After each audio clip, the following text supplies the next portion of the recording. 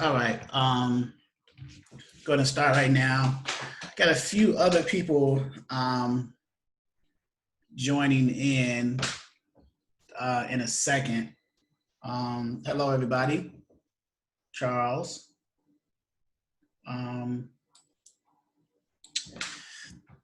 Dispatcher 101 training for beginners. Straighten up my camera a little bit here.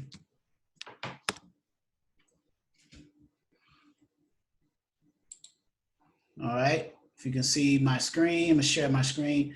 So this is the seminar for Dispatcher 101 training for beginners, and it's for non-members of the Dispatcher 101 training for beginners training platform. But I'm gonna give enough content where after today, you can decide if you want to continue to head toward that direction of being a dispatcher. And if you do, and if you choose to go with our training platform, then what you paid for the seminar today will be rolled into the price of the platform. And I'm going to give you the workflow of being a dispatcher. What's the high level concept of being a dispatcher? So an independent freight dispatcher is someone who has a relationship with a truck driver, a carrier, an owner operator. Those terms are synonymous. They mean the same thing, in which you find loads for the carrier, you book those loads based off of what you got off the load board for the carrier, and then you invoice the carrier either a percentage or a flat rate for that service. So that's the high level definition and understanding of it. And I'm going to go into detail of each phase of that workflow high level concept.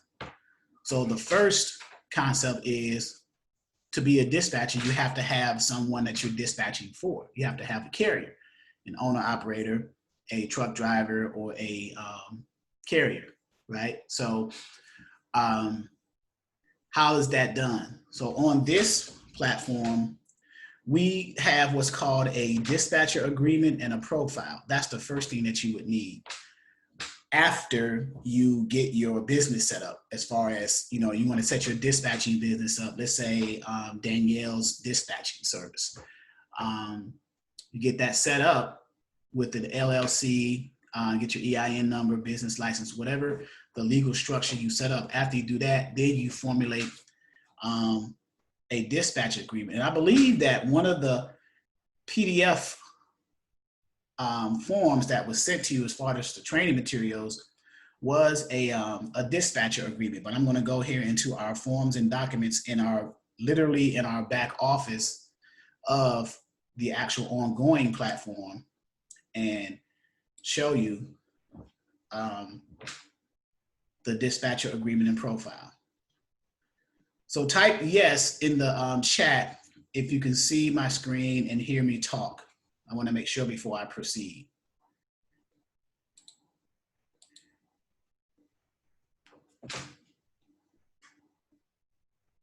Okay. All right. And if you have any questions while I'm explaining each section, go ahead and unmute yourself or type it in the chat.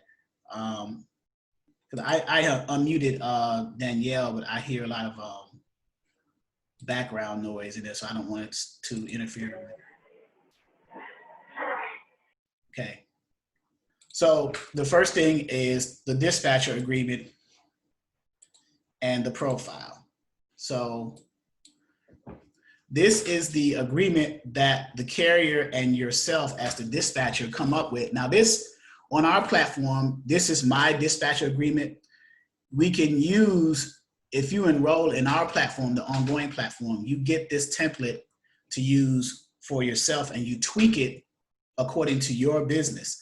So if you have a logo, then you put your logo in. Of course, your name, the dispatcher name goes here. Your phone number, your cell number or a business line that you may have, your business email, like for me, for example, info at info@exodusdispatchingandtraining.com. And if you have a website, if you're not at a point where you have a website for your business yet, that's fine. When you get one, you can always incorporate and update your dispatcher agreement. So now to the meat of the dispatcher agreement. You can call it dispatcher agreement, dispatcher service agreement, whatever terms that you want to use, you can put that there. You can call it the name of your business dispatcher agreement, like Danielle's dispatching service agreement, or however you want to do it. But the wording is the important part. So this is where the carrier, the truck driver, the owner operator fills out the dispatcher agreement and get it back to you so that you can have that on hand so you can start booking loads for them and going from there. So the carrier's filling this out, carrier, owner, operator, truck driver. I'm going to say those terms all together a lot so you can understand that they are synonymous and they mean the same thing.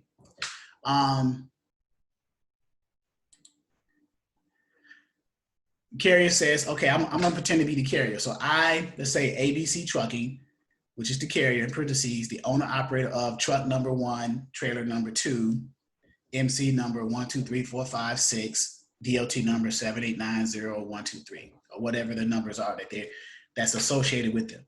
Now, along the way, as I'm explaining this dispatcher agreement and profile, you have a question about what those things are, like what is an MC, what is a DOT number. Feel free to ask that, and I can literally explain what they are to you so you can have a better understanding of that as well, okay? So the carrier is filling this out, and this is your dispatch agreement. So the carrier filling out ABC Trucking, truck number 1, trailer number 2, DOT number, whatever it is, MC number, whatever that is, hereby grants authorization or permission to, this highlighted area here is where your name goes, or your company's name, to act as my agent for the sole purpose of searching for and booking loads. That's what dispatchers do. They search for the loads, they book the loads. I'm going to show you how to navigate load boards so you'll be able to actually see that and how it's done, and to have a little understanding of what that is also. Process all brokerage paperwork. So when you deal with brokers as a dispatcher and you're calling the brokers to book a load for your carrier, you are looking at the load board, you see a load that your carrier likes, you call the broker, the broker's gonna want to send you their setup paperwork. It's called a carrier packet. And I believe that you guys have a copy of that in your training materials, the carrier packet, and also rate confirmation. The rate confirmation comes later after the carrier packet is filled out and returned, along with the other documents, the W-9, the MC authority letter, and a certificate of insurance. And I'll explain what those mean a little bit later as well. But just know that all brokerage paperwork includes the carrier packet or the setup packet or the ongoing onboarding packet, and then the rate confirmation. And submitting and obtaining all necessary required documents in order to expedite loads dispatch, whether you do it phone, fax, or email, for truck and license plate number, whatever the license plate is, and in whatever state that trucker is, or that carrier or that owner operator is operating from. Now, starting out for beginner dispatchers, this next paragraph, all billing, invoicing, collections of revenue from the customers, shippers, brokers, is the sole responsibility of the carrier. And as it should be, for beginner dispatchers, it should be the responsibilities of the carriers to get paid from the brokers and the shippers, because they're the ones who's moving the loads. Now, later on, as your dispatching business become more advanced, you can add that feature to your service that you provide to the carrier, that you'll be able to handle billing and invoicing. But by doing so, then your rates will increase, because that's just extra work. So you charge an extra fee. But starting out, you want to just basically find loads for your carriers, book those loads, and get paid for that service as a dispatcher. Any questions so far?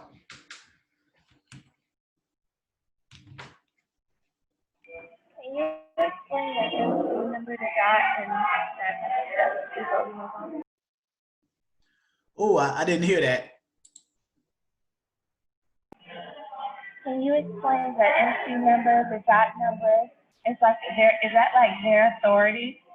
Right. So the MC number is, MC stands for motor carrier number, and each owner operator that's out on the road today has a unique number that represents their company that's given to them by the Federal Motor Carriers Safety Administration, the FMCSA. That's the MC number. And then the DOT number is also a unique number that's given to each carriers out here on the road today, that is given to them by, DOT stands for Department of Transportation. So each carrier out here, each truck and trailer has a unique MC and DOT number. DOT represents it, the number represents that you can run within your specific state. You have terms called interstate and intrastate. If you have just a DOT number on your truck and not an MC number, it usually means that you can only run intrastate freight within the state that you live. For example, Texas, you can only run within Texas. You can't go outside of the state lines. But if you have an MC and DOT, your MC is saying that, okay, I got an interstate common carrier authority. It gives me the authority to run freight across state lines as well. That's what the MC, the motor carrier. And there's 4 types of MC authority. There's 4 types of MC authority for the carriers. There's the common carrier, contracted carrier, passenger carrier, and HHG, which is household goods. The one that you will be dealing with the most, if not always, will be the common carriers, because those are the ones who can take freight just about anywhere. But that's what MC and DOT are. MC means motor carrier authority. They're unique numbers associated with the trucking companies. Okay. I'd like to welcome Sunshine Jones. I'm assuming that's LaShawn. Can you hear me? Yes. Yes. Okay. Hey. All right. So we were just going over the dispatcher agreement. So I left off on this paragraph here, where all billing and invoices, starting out as a dispatcher, let the carriers get paid by the brokers and or shippers, either directly or through their factoring companies. And then you guys invoice the carriers for your service for finding that load. And then as you progress and your company grows and you scale your business, then perhaps you can add invoicing and billing and collections of revenue to your business. But starting out, I personally don't recommend it for beginner dispatchers, because you have enough on your plate just learning the business and understanding what equipment types are and what are lanes and things like that. So if revenue for a shipment or shipments is uncollectible, then whoever's name is here, which is the dispatcher or the name of the company, dispatching company, will be held harmless and no penalty or deduction of fees will be made. And so what that means is if a broker or shipper does not pay the carrier, the dispatcher is not penalized for that, because it's not the dispatcher's responsibility to pay the carrier or the truck driver or the owner operator. It is the broker and shipper. That's where they got the load for. Now you booked the load and you found the load for them through that broker or shipper, but ultimately it's their job, the broker and the shipper's jobs, to pay the carrier for delivery of that freight. Okay, so this is still part of the dispatcher agreement. And it's just a little small 2-page dispatcher agreement. It's not really, really complicated and drawn out. It gets straight to the point. The next line, basically saying that the carrier's job, the carrier needs to maintain all their updated insurance, their authorities, their W-9s to run as a carrier. That's what this means. Carrier agrees to maintain all proper licenses and permits. And then this sentence here, dispatcher, whoever the dispatcher is, will be held harmless in any and all claims. So what that means is if the carrier delivers freight, if he picks freight up from a shipper and delivers it to a receiver and the freight is damaged, the receiver more than likely is going to notate that and file a claim against the carrier's authority. The dispatcher has nothing to do with that. The dispatcher was not involved in delivering the freight. The dispatcher booked the load, but we weren't in the truck driving that truck with the carrier to deliver that freight. So this sentence is important here. It's an obvious sentence, but it needs to be documented that the dispatcher is harmless in any event of claims. They had nothing to do with it. So it's a dispatcher agreement. It's also an agreement that helps protect the dispatcher with certain things that has nothing to do with the dispatcher not to be involved in. So right here, the fee for carrier dispatching services will be 10%. I just put this here as a space filler, a template. You guys can change your fees either to a flat rate per week fee that you charge for your service, depending on how many loads you find for your carrier, or a percentage range. And the going rate for a percentage range right now is between 5 and 10%. So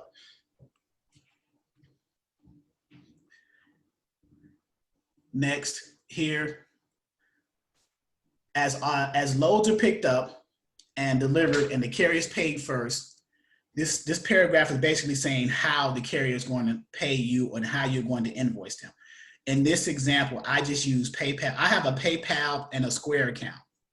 So PayPal's generally been working for me, and this is my PayPal email. So what I do is I open up PayPal, create an invoice, charge 10% of the, so let's say, for example, a load was $2,000 and I charge 10%. So I'm going to invoice the carrier 10% of $2,000, which is $200. So I create an invoice, send it to the carrier's email with a rate of $200. You guys follow what I'm saying there? Yes. Okay, because I thought I had to go into PayPal. You know, I'm sure you guys used PayPal before. I'm not sure if you created invoices, but. And this paragraph right here is like a power of attorney. What this says is the carrier is authorizing you, the dispatcher, to complete all setup packets, the carrier packets, for any and all brokerages on the carrier's behalf, as well as complete any and all rate cons or rate confirmations on carrier's behalf. And by the carrier initialing this red line, they are telling you that you can do that for them, because that's part of your service anyway as a dispatcher. You just want to streamline the whole process of booking loads and keeping that process going consistently, because there was no point in the carrier getting a dispatcher if the carrier is going to be the one always doing the setup packets. That's one of the things that the dispatcher is for. So while the carrier's driving, the dispatcher's filling out the packets, working on their next load. So when the carrier delivers that current load that they're under, their next load will be waiting for them some 50 miles, 100 miles away, and they can pick up that load and go on to their next adventure, so to speak. And then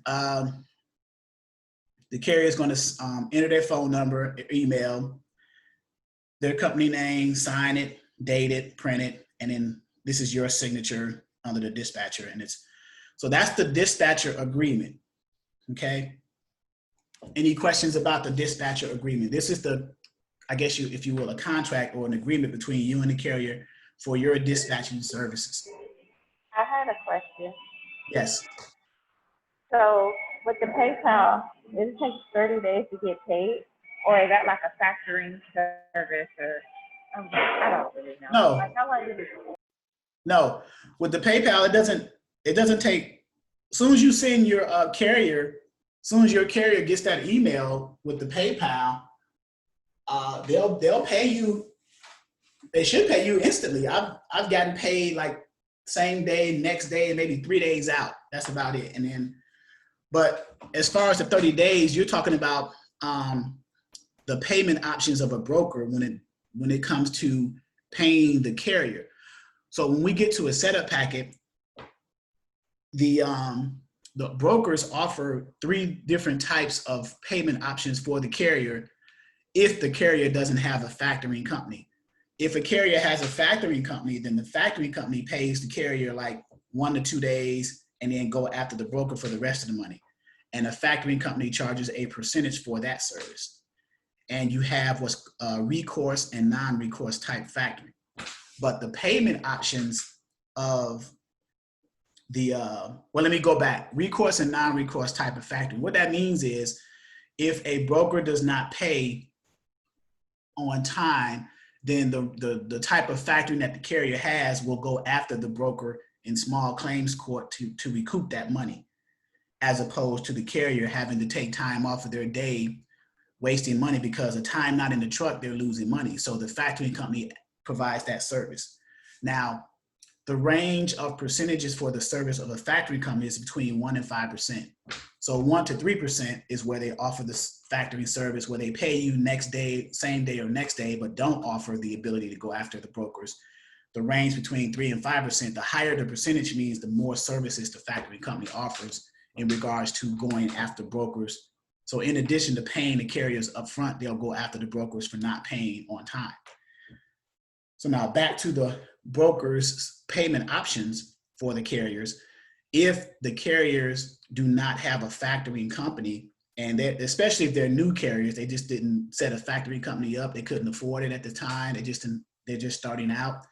So they're going to choose one of those payment options. The first payment options is what the brokers call quick pay. They offer a 1 to 2 day quick pay feature. They charge 5% for that service. The second payment options is a 5 to 7 day wire transfer. It's called an ACH transfer, automated clearinghouse, in which the carrier submits a voided check or they provide a routing number and an account number for the account they want that money wired into. And that's 5 to 7 days, and they charge 3% for that.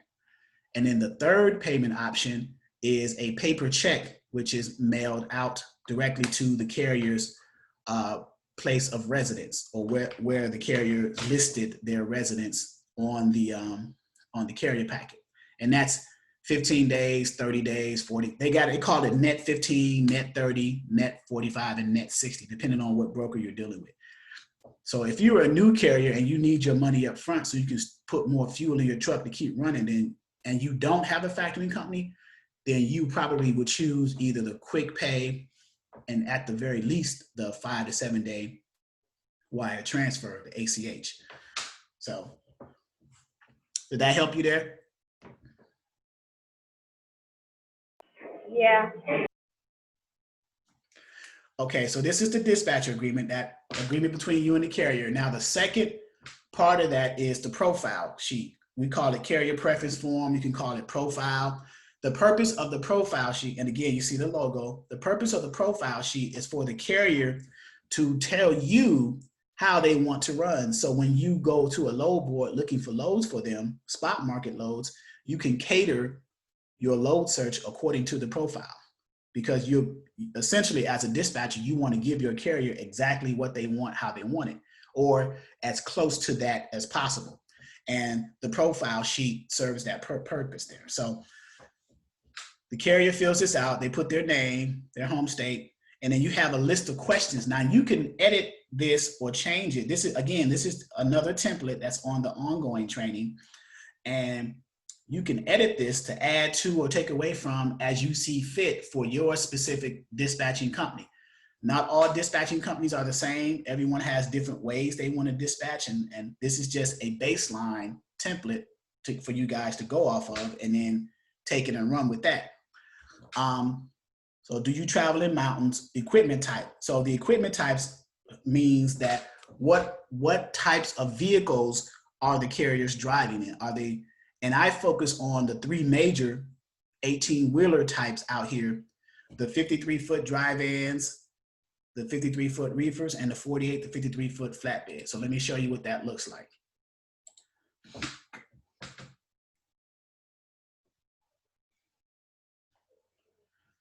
So here, if you guys can still see my screen, this is what a dry van looks like, a 53-foot dry van trailer attached to a tractor. So the tractor and the dry van trailer together makes up a dry van equipment type. That's why we call it an equipment type, because equipment types are the combination of the tractor and the trailer type that's connected to it. So the next trailer type is the reefer.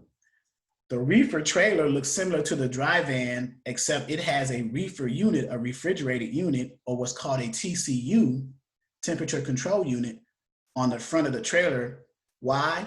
Because it keeps the freight cooled to a certain temperature, because you're hauling refrigerated goods like beverages, meats, and things like that needs to stay at a certain temperature while it's being transported. And then the third major equipment type is the flatbed trailer. This is what a flatbed looks like. And again, the equipment type is the combination of the truck or the tractor and whatever trailer type is connected to it. So we have a dry van equipment type, a reefer. Now this is just a reefer trailer because there's no tractor attached to it. But if there was, then it would be a reefer equipment type. And then this is a flatbed equipment type. So when you're talking to a carrier and you're trying to get them, you're marketing to a carrier, you're trying to get them under a dispatch agreement, and you just call them like you did a cold call, and you ask them, well, what equipment type do you have? Oh, I got a 48-foot flatbed. So they just told you exactly what they had, 48-foot flatbed. Any questions about the equipment type? No. Okay. So that's on the profile sheet. Then you ask them, well, do they go long? Do they do long haul or over the road? Do they do short hauls or do they do heavy hauls? What's the maximum? This one's important. What's the maximum load capacity that they want to put on their trailer? Because just because you have a certain type of trailer and it has a maximum weight capacity doesn't mean that the carrier wants to haul at the max. Most carriers haul 2,000 to 3,000 pounds less than their max because they're trying to save on fuel costs. Now remember, as an owner operator, there are a lot of line item expenses that they have to deal with. Fuel is number one. Insurance is pretty a close second. But so the lighter your truck, the less fuel you're burning, the less you have to pay for fuel. What days you want off, and then here's the most important question: how much money you need to move your truck? What that means is, what's your cents per mile? So with owner operators, certain equipment types dictate certain cents per mile. There's a standard rates for each type. Like for example, the dry vans, the going cents per mile may be around $2 a mile, $1.90 to $2 a mile. The reefers might be $2 to $2.25 a mile. The flatbeds may be $2.25 to $2.50 a mile, something like that. So that's something to keep in mind. And then the carrier fills this out. They return this along with the dispatcher agreement to you. And when I first started and I sent out dispatcher agreements and profiles, I put in the body of the email that I want them to also return copies of their MC authority letter,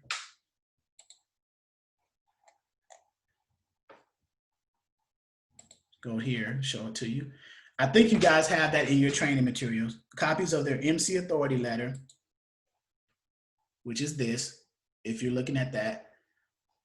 Copies of their W-9, copies of their certificate of insurance, and copies of the NOA if they have a factoring company. So why would we ask for these up front?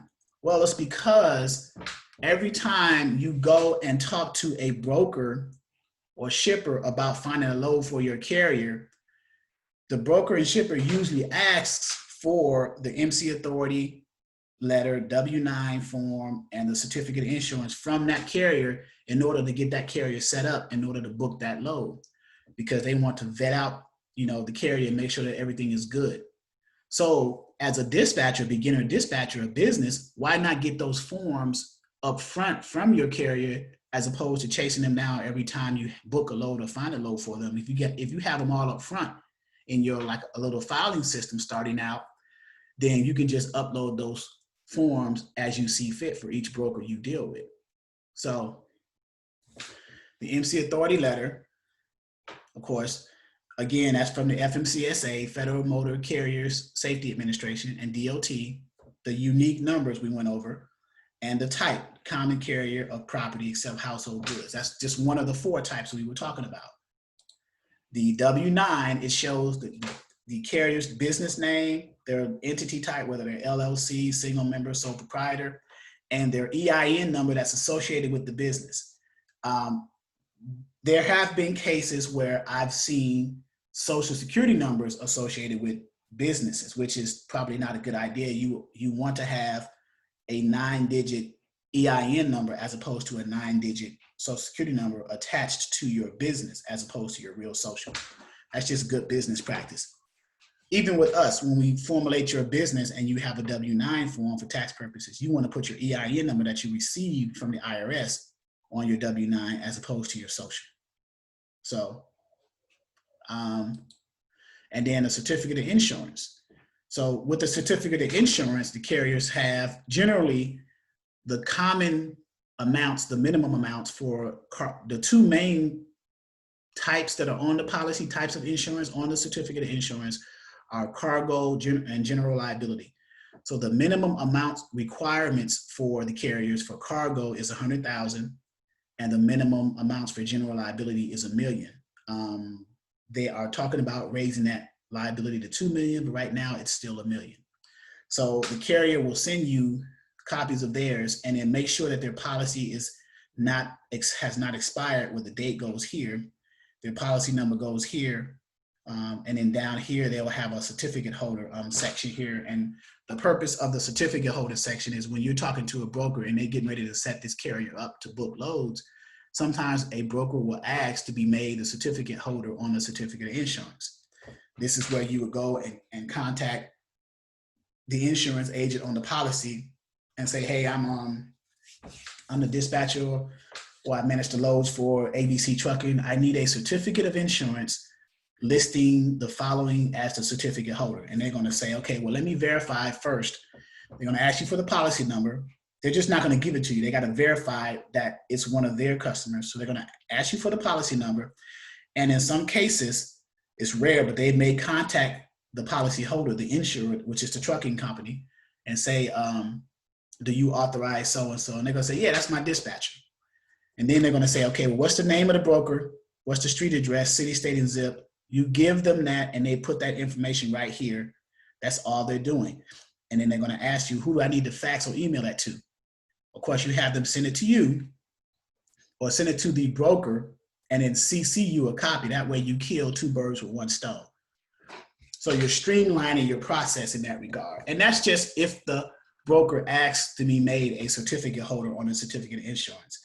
Otherwise, you just send copies of the certificate of insurance to the broker along with the W-9 and the certificate of insurance. And then this is an example of an NOA form, notice of assignment. This is what you get from your carrier. It represents the factoring company, and you guys send that to the broker so they can fill it out and get it back to the factoring company. What it does is it's a safety net for your carrier. It runs credit checks on the broker to make sure that they pay on time and that there are no red flags. If so, they'll let you know and you guys can decide if you want to continue with that broker, because you may run the risk of being delayed in payment or not getting paid at all. So,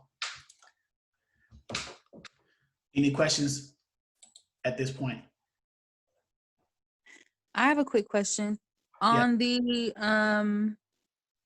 carrier profile form, should we also ask if they have any special endorsements? Right, and that's what I was saying. Yep, you can add to and take away from the profile, because you may come across a load on a load board that requires a hazmat or a tanker endorsement or something like that. Mm-hmm. So if you got a carrier, which brings more money, hazmat loads pay more than the regular loads. So you can add a sentence in here. Again, this is just a template. You can add to and take away, assuming that if you were to come on this platform, or you can just create your own profile and just set it up accordingly. But yeah, you can put whether they have any type of endorsements and what are they, hazmat, tanker, or whatever type of endorsement. Those are the two common ones, tanker endorsement and hazmat endorsement. The hazmat one is probably easier to get. All it does is teach you about how to identify where to put the placards at on the vehicle, and how to identify all the codes for what each placard represents. Basically saying, what are you hauling? Are you hauling certain types of chemicals, and what are their ratings on them? So yes, to answer your question, yes, you can put that on your profile. Okay, and Charles, I have a quick question about um, the notice of the Notice, finance notice. notice of assignment. Notice of assignment. I'm sorry about that. So once we get that to the broker, how is that process streamlined for you to move quickly? Because if they have to pick up a load in about an hour or two, does it work rather quickly so that you find out whether they're good or not? Or Yeah, if you in a time press situation like that scenario, then yeah, you get it to the broker and then have the broker directly fax it back to the factory company, and then put in the notes. The broker could put in the on the extra sheet. You know how you send a fax and you add an extra sheet to see. So the subject line would be NOA for ABC Trucking or something like that, and then have them send you a copy of that, and then just keep it moving, because the factory company is going to let you know within minutes, because they're going to do a check on that broker to see if there's any red flags. Also, on certain load boards, now this is rare when you're doing that, sending the notice of assignment back and forth to verify a broker, because on most load boards, they give the credit ratings of the brokers themselves. So you can see a broker may have an A rating or B rating, or their credit score may be 90 or 95. If it's between 92 and 100, they're pretty good. right, Anything less than that, then you be like, okay, the lows seem like it's paying good, but their credit rating is kind of low. So do I take a chance, or what do I do? You know what I'm saying? So you're kind of in the catch-22 there. But on the load boards, you generally, the type of load board you look at, you will see a rating for the broker, and then you can pretty much make a decision right there. How do you want to play that? Do you want to, because you're looking at, let's say you're looking at a $3,500 or $4,000 load, but the rating of the broker is 89. So you're like, man, what do I do? Me personally, I'm gonna book that load. I'll right. I'll deal with the other part on the back end. I'll book the load while sending the NOA to the broker and have them fill out and return to the factoring company, because you can always cancel loads. So you could, you book the load and it comes back, well, they don't pay good. Now the factory company, the reason why the factory company is doing that, because the factory company don't want to deal with having to wait. They got to pay you up front because you're paying for that service as a carrier, but they don't want to deal with the broker not paying on time, because now they got to go through all that time wasted and having to chase the carrier down in court. I mean, the broker down in court and stuff like that. So Now, does every carrier have the NOA, or do like uh, I'm gonna say, if the carrier has a factoring company, then every factoring company provides a notice of assignment form for the carriers to send to brokers. But if the carrier does not have a factoring company, then no, they won't have an NOA form, because it only applies to those who have factoring companies.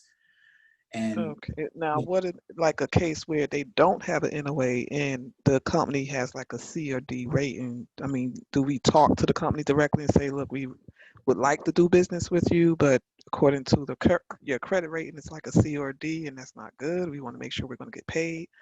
right, you can do that, and you could possibly use that as a bargaining chip, because this may be a new broker just getting started. They may have a couple of bad lows that they dealt with, but they still may be good on the inside, on the backside. They just had a bad experience that dictated their rating being like that. But they could be a good broker, but you don't know that. All you see is the rating up front. So when we see that, we pretty much prejudge them already. We don't know the circumstances of how they got that rating or why they got that rating. We just see the rating. So we don't know the circumstances. So it's a judgment call on us. So Now, do we have like a small contract to say that you guarantee this load will be paid at the end of, upon delivery, or something that we could send to that broker? Should that be the case? yeah, the best way to protect your carrier and your dispatching company, then I highly recommend that. Yes, you can certainly do that. You can add Okay. that into your dispatching company as an extra added feature for security purposes. Yes. Okay. Yep. And based off of the conversation you have with the broker, you say, I see you have a D rating, man, but we want to make sure we get paid. So, and then you guys dialogue, and it's discovered why they got that D rating. They explain to you the situation why, and they still want to work with you guys. Then you have to make a decision right there based off of the conversation. And you can, when you talk to people, you can pretty much feel them out. You can feel the conversation out. You can see the genuineness, or hear the genuineness in their voice and the sincerity and whatever. And, and go from there. It's a judgment call. And then even if they mess up, and it's just that one load, and they drop the ball on that load, you're going to get paid. It's going to be a while, maybe a month or so. They're going to eventually pay you because they don't want to get sued. But then you learn from that experience not to deal with that broker anymore. And then you also learn from that experience some of the signs that you can expect from other brokers when they come at, you with that C or D rating, and you'll know how to deal with them accordingly. But right. So that's why it's good to have that extra little contract just in case. correct. In those situations, they rarely happen, but they do happen. So it's good to be aware of them. So Right. it's good to be aware of them. But they rarely happen, but they do. So when they happen, it's always good to know, well, what's the contingency plan behind this when it does happen? Because you may come across that. So right? COA. Yep. Yeah, exactly. Capital C period, capital O period, capital A. Exactly. Cover that entire. Exactly. So those are the documents that you as a dispatcher get. Those documents up front, create yourself a little file. And see, as a beginner dispatcher, you may not have like any business software yet. You're just getting started. So just create file folders on your desktop. That's easy, because you may not even have a carrier yet. But if you create file folders for that one carrier, you're organizing everything, create a little Excel spreadsheet. And then when you get the advanced software like the QuickBooks or like the Extend TMS system to put everything in there, then you can transition that data into that advanced software. But just starting out as a beginner dispatcher, file folders on your desktop, Word documents, spreadsheets, all that stuff will work as far as accounting purposes. And then you get QuickBooks later, but the point is here though, is get those documents from your carriers that you get a dispatcher agreement from up front. Get them up front, get the NOA, if they have a factoring company, get the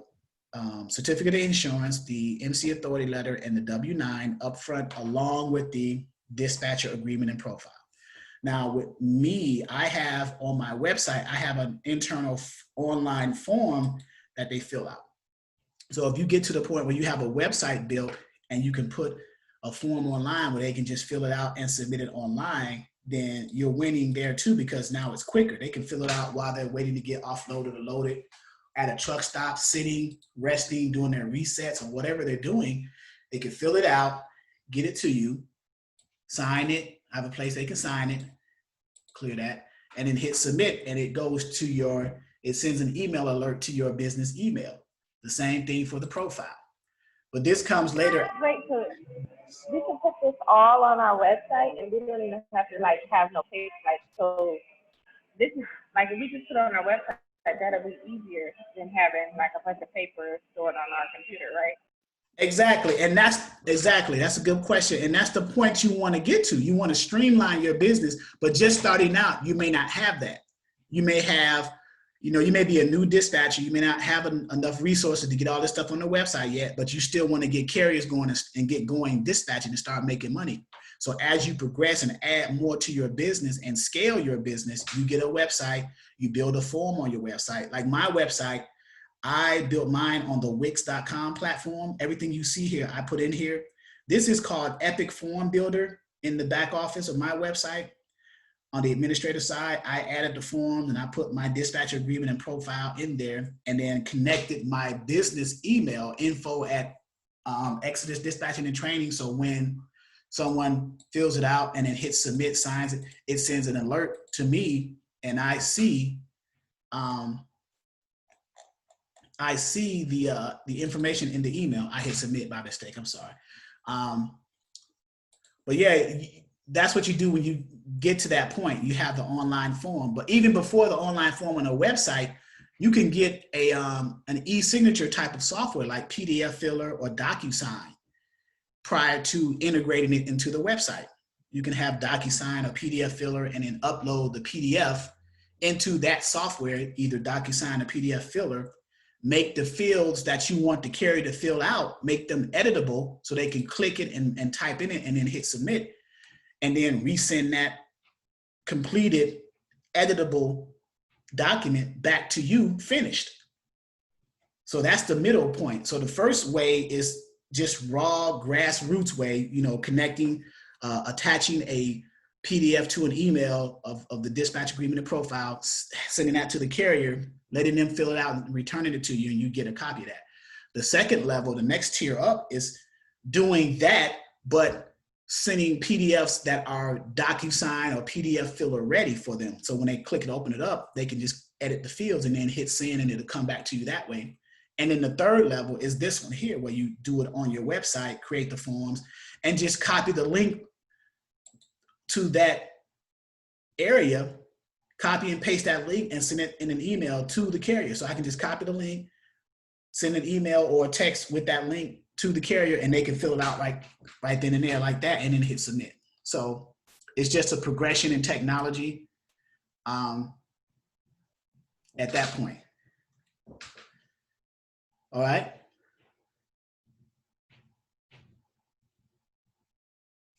Got it. So you get your dispatch agreement and profile back. So now you are, the first module that we go over is carrier acquisition. So what is carrier acquisition? How do you basically getting a carrier to say, yeah, I want you to be my dispatcher, send me your dispatch agreement and profile. So we went over the 3 major equipment types. Now, these are the 3 major equipment types because these are the ones that are out here on the road the most. These are the ones you can find the loads for the easiest. I'm not saying that you can't go after other equipment types, like for instance, the box trucks, the hot shots, Sprinter vans, and cargo vans. No, that's not what I'm saying. I'm saying that as a beginner dispatcher, why not increase your chances of getting loads or finding loads for equipment types that are out here the most as a beginner dispatcher? That way you can get your feet wet quicker and then learn the process and then transition into whatever niche that you decide to go with. You may go to box trucks, and that's wonderful. But to get the process down, you may want to start off with the bigger boys in the sense of having the ability to find loads quicker and understand the process quicker. So now the methods that we use on this training platform to go after the carriers to talk to, the number 1 method is if you have a truck stop, a physical truck stop that's within a 20 to 25, 30 mile radius of where you physically live, why not go up there with some business cards, your flyers of your business, and market yourself, market your company, let them know who you are, the type of service you offer, and things like that. Now, granted, if you're going to post flyers on the bulletin boards at the truck stops, by all means, get the permission from the management up there. You just don't want to disrespect their area. Just going there and just bum rushing the truck stops and putting signs up. You want them to be aware that you're there. And then just walk up to the carriers at the filling stations or while they're in their trucks or at their trucks. Start a conversation, let them know I'm a dispatcher, this is what I do. I specialize in finding freight for you. You know, what do you normally look for? What's your cents per mile? Where do you like to go? I try to cater to your needs as a dispatcher, cater to the trucker's needs. And then start that conversation. You'd be surprised, especially with women. I found with a lot of women dispatchers, carriers are, you guys are just, they're just suckers for women. You guys they'll be talking to y'all all day, and they may not even be about dispatching, be about, the weather or something. But you guys will have the gift of gab with them. So that's the number 1. Of course, number 2 is cold calling. Cold calling is pretty much getting on the phone, looking at some resources, and then calling that person without them even knowing that you're calling them. They don't, for the first time. You calling someone for the very first time. You've never spoken to them before. So we have resources that we use for cold calling. 3 of them, mind you. We use the truck search features of Trucker's Path. We use quick transport solutions, and then we use the DAT directory. And I apologize, we actually have 4. There is an area on the FMCSA website, on the SAFER website for new carriers who just got their authority. So those may be the ones, since you are a new dispatcher, those may be the ones that you target, the new carriers who got their authority, because they need a dispatcher the most because they just got their authority. They probably have a second pair of eyes looking at a load boy, helping them find loads would be helpful for a flat rate or a percentage. So any questions so far?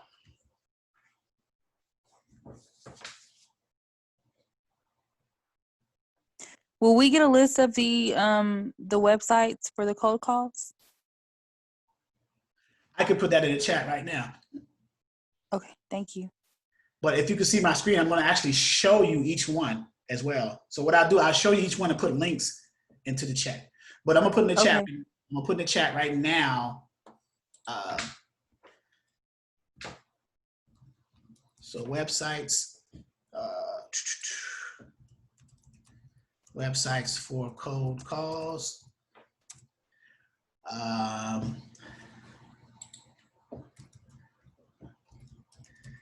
Truckerpath.com.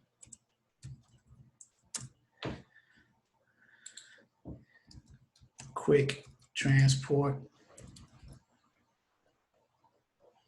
You know what? I'm gonna do you one better. Let's do this. You see my screen, so save some time. Trucker Path. And I'm gonna put the safer website up here with the Trucker Path.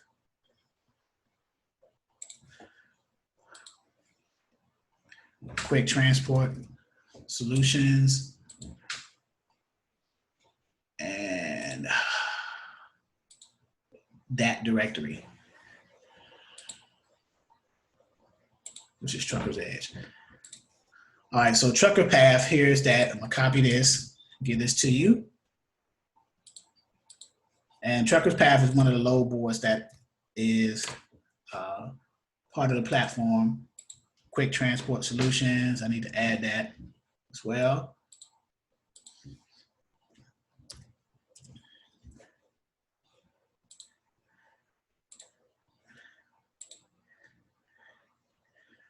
And I'm going to go into Trucker's Edge, DAT, D-A-T, which stands for Dial a Truck. I'm going to go into the Tools area and look up the DAT directory, which is the registry. You can look for trucks and see if that will let me at least copy. Now you more than likely going to have a login for that. So if you're not on a platform or anything like that, then you will probably need a login for that one. That's a pretty big one.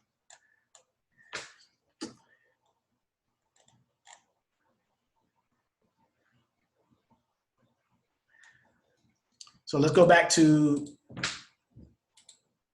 Trucker's Path. One of the ones for cold calling, Trucker's Path. So when you first log into Trucker's Path, but Trucker's Path also have a free load board feature. When you have a login for Trucker's Path, you go up to the truck search feature, click that link, and you're taken to this screen right here. So can everybody still see my screen? I just want to make sure. Type yes in the chat if you can, please. Make sure everybody's still with me.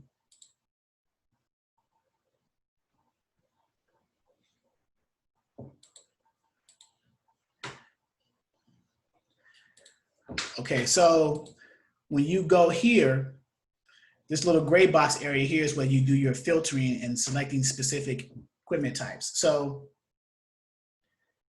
here I leave under pickup, I leave all states selected. And then under equipment, instead of saying any, I'm gonna click that, and then it'll deselect everything, and I'm gonna select flatbed, dry van, and reefer. Because as a beginner dispatcher, again, I'm just starting out with the 3 major equipment types because I want to increase my chances of getting carriers for those types so I can start generating revenue a little bit sooner. And then under the safety rating, I just want a satisfactory safety rating. There's no point in having a conditional or an unsatisfactory safety rating because when you call brokers, they're going to check the MC of your carrier. And if they have a safety rating that doesn't meet their qualifications, then the chances of you getting that load book goes away. So now I'm gonna hit search. Right now it's 58 that are currently logged in looking at the load board or just making their truck available. That number is gonna get smaller because I've filtered out some things. And this is how you navigate this one. So it's 23. So now how to use this is post it 2 minutes ago, the name of the company, Circle R Express LLC, Equipment type is Reefer, which is a refrigerated trailer.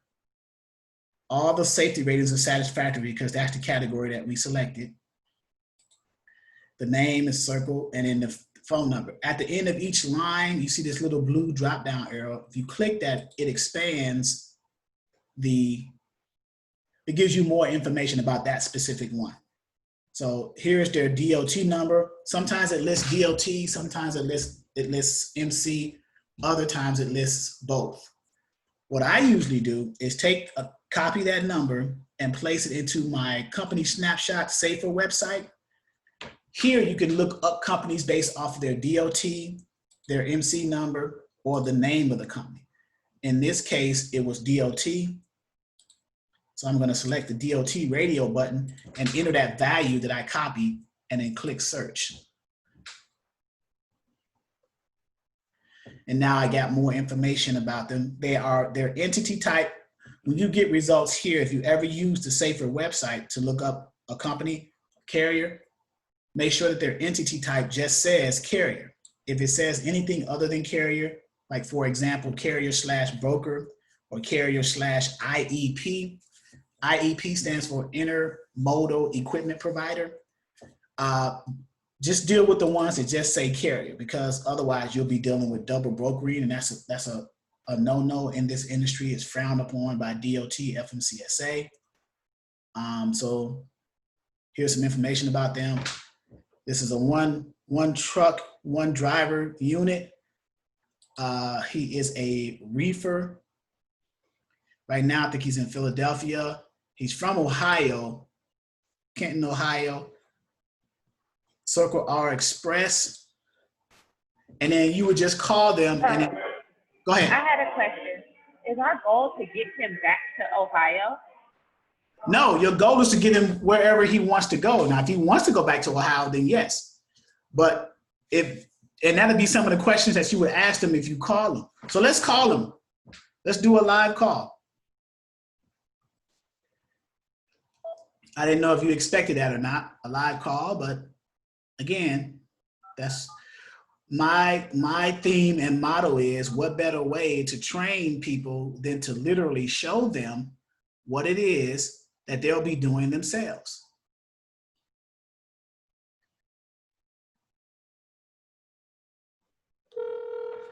So the phone, oh. Hello, Circle R Express, please. Hey, how you doing, man? This is Charles with Exodus Dispatch. I'm trying to see, are you under a load or looking for a load for your reefer over there? I'm looking for a load out of Philadelphia area tomorrow to deliver Monday morning. Are you trying to get back to Ohio, or where are you trying to go? No, Syracuse. Oh, you're trying to get to Syracuse. You must have something waiting for you up there. Yeah, I'm trying to get back to Syracuse or Rochester, preferably Rochester. Rochester. And what do you normally take for your reefer? Like $2.50 a mile, $3 a mile? What do you? Depends on how far it goes. Maybe $8 a mile. Okay, the short runs, yeah. So you're in Philly right now? I will be tomorrow. Okay, and I got your phone number here. I got your email as circlerexpress@gmail. Yes. Okay, I'll tell you what, I'm gonna see if I can look for something. If I come across something, can I give you a call back and go over it with you and see if you like it? All righty. All right, what's your name, sir? Jack. Jack? Yep. All right, Jack, I appreciate it. Yep. All right. Bye.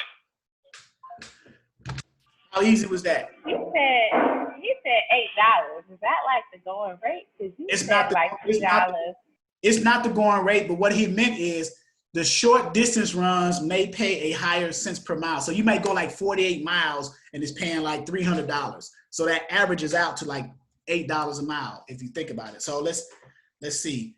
So let's see. I'm gonna bring my calculator up. And then hopefully that answered the question, do we have to get him back to Ohio? He wants to go to Syracuse or Rochester. He's gonna be empty tomorrow and he wants something picking up on Monday, going to Syracuse or Rochester preferably. So yeah, he may have a load that's going like 48 miles and then paying $8 a mile. That's like $400. So that's a small amount, $400, but going 48 miles for $400, that's like over $8 a mile. So those short, small runs are still paying a high amount. They do average out to a high cents per mile. But if you're going over the road long haul, then that number decreases a little bit. It goes down to like $5, $4, even $3 something. So I threw the average cents per mile numbers at him because I assumed that he was an over the road person and he does long haul. He may be working on something over in Rochester and Syracuse. So with that being said, we called him. That was a pleasant conversation. So we can transition into a load board to see if there is something out there that's going from where he's going to be at in Philly, going over to Rochester or Syracuse. So that's a good segue into the load boards. So let me remove Quick Transport Solutions. Let me remove that directory as ways of finding carriers. I can go back over that a little later, but let's go into one of the load boards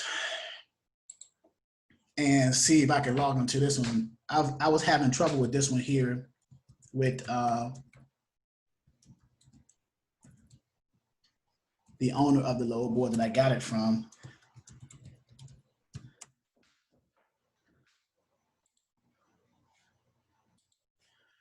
So this is a load board. This is an example of one. This is called Internet Truck Stop, one of the popular ones. And get some of these off of here and clean this up a little bit. So when you first get to this load board, Internet Truck Stop, this particular one, you can look at some of the features based off of the type of load board login you have. This is a carrier login, but you can update to Pro. You can report a carrier. You can report a broker. But this is the general area that you're looking at. So I could do a quick load search, or I can do a new search, which is probably what I'm going to do, new search. Now he said he'll be in Philadelphia. So the origin he wants to come out of is Philadelphia. I can spell Philadelphia correctly, Philadelphia, PA. And he wanted to go over to the Syracuse, Rochester area, Syracuse, New York, Rochester, New York. So upstate New York, essentially. He's trying to get over there. And I put within a 100-mile deadhead radius of picking up and delivery. And I'm choosing his equipment type, which is a reefer. He had a refrigerated trailer, reefer. Hopefully that's correct. Yes, he had a reefer right there, reefer. So, and I'm gonna leave a pickup date blank because I just want to see what pops up. Did I spell? Oh, I didn't spell Philadelphia correct. Philadelphia. And then hit searches. So I got 33 loads, total of 33 loads that resulted from that search type. So here's the rate. I'm going to click rate to put it in order of highest paying to lowest paying. Okay. So now here's one for Chop Tech. It's paying $1,300. It's going 368 miles. This one's paying $1,300. It's going 260 miles. So it's picking up in Orfield, Pennsylvania, which is 50 miles outside of Philly, deadhead. And it's going to Johnston, New York, which is 91 from Syracuse. 42,000 pounds, 260 at 1,300. So to figure out the rate per mile, you take what it's paying, $1,300, and divide it by the loaded miles, which is 260 miles in this case. So that will be, he said $8. That's $5 even. So I can call him back and say, I found a load right now, but that one's not picking up until, he's looking for one for tomorrow or Monday. This was not picking up until Wednesday. So he wants one. So the 17th is Monday. So his best bet would be probably, this one is the even better one, just popped in, Global Trans. It picks up on Monday in Quakertown, Pennsylvania, which is 34 miles from Philly, which is a shorter distance, and it's going to Utica, New York, which is 47 miles from Syracuse, Rochester area. And it's only 35,000 pounds. It's 269 miles and it's 1,200. So we take 1,200 divided by 269, that'll give us the loaded mile rate. That's $4.46 a mile. That's not bad.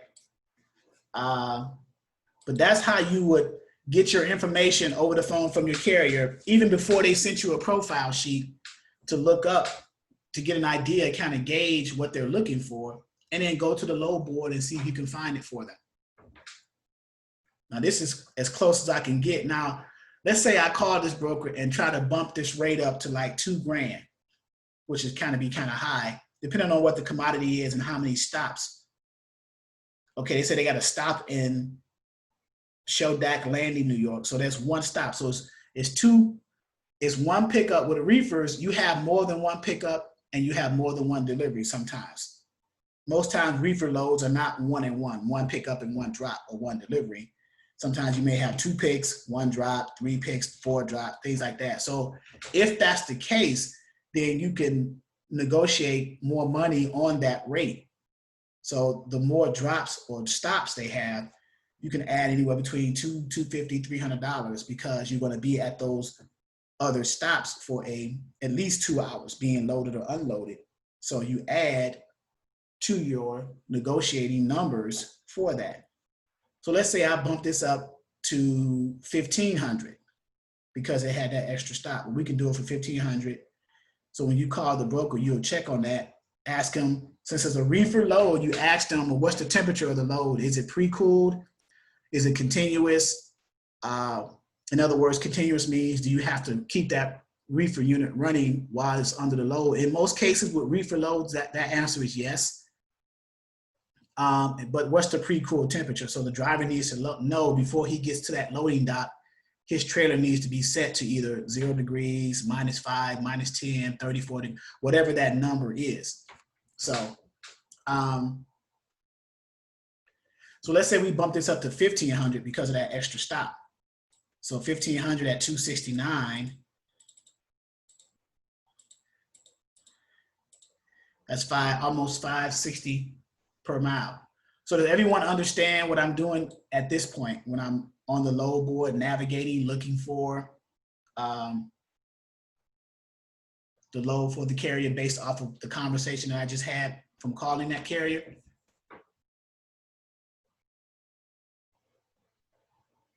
Yes, but I have a question. So would we call would we call and try to negotiate the load before we call the guy back? Correct. So You would talk to the, you can do one of two things. You can call the carrier, say, hey man, I found a load picking up on Monday in Quakertown, Pennsylvania, going to Utica, New York. It's at 1,200 now, it hasn't stopped. I'm gonna try to bump it up to 15. What do you think? He said, yeah, go for it. So now you got his blessings on it, right? So now you call the broker and then you talk to the broker. Say, hey, I'm looking at this reefer load picking up on Monday out of Quakertown, Pennsylvania, is going over to Utica. Is that still available? So, and that's exactly how you should say it. The last phrase, is it still available? Let them know that you're looking at a equipment type load, whatever the equipment type is, dry van, flatbed, or reefer. In this case, it's a reefer load. So you say, hey, Mr. Broker, or hey, Tom, right here under broker details. That's the person you're calling. Hey, Tom, I'm looking at this reefer load. Here's the equipment type, reefer, under load details. I'm looking at this reefer load picking up on Monday, picking up in Quakertown, Pennsylvania, going to Utica, New York. Is that still available? So there's a lot of unanswered questions in this load details too. So that's where you would ask the questions to the broker so they can answer, because you know it picks up on Monday, but you don't know what time. Or if it's a first come, first serve, FCFS, you may see that on the carrier packet on the rate confirmation. FCFS is first come, first serve. And then when does it deliver? You know when it picks up. It's a short distance, so you can deliver that in a day. It could be same day. Picks up, it may pick up 6 a.m., deliver by end of day, or deliver the next day. So, but you need to know that because your carrier, we're trying to load plan out for a few days to keep your carrier running. So when we talk to the broker, you want to get as much details about the load as possible so you can better load plan for your carrier, because you need to know when this load delivers, you can have a load available waiting for them that same day or at least the next day, going to wherever else they need to go. I got a quick question for the first come, first serve.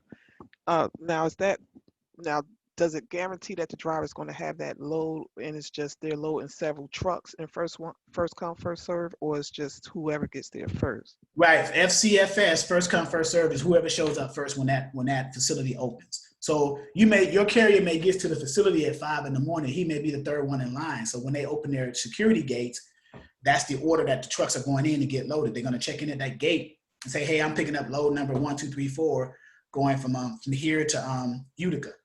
They're going to Okay, but that driver is still going to be guaranteed to pick up that load.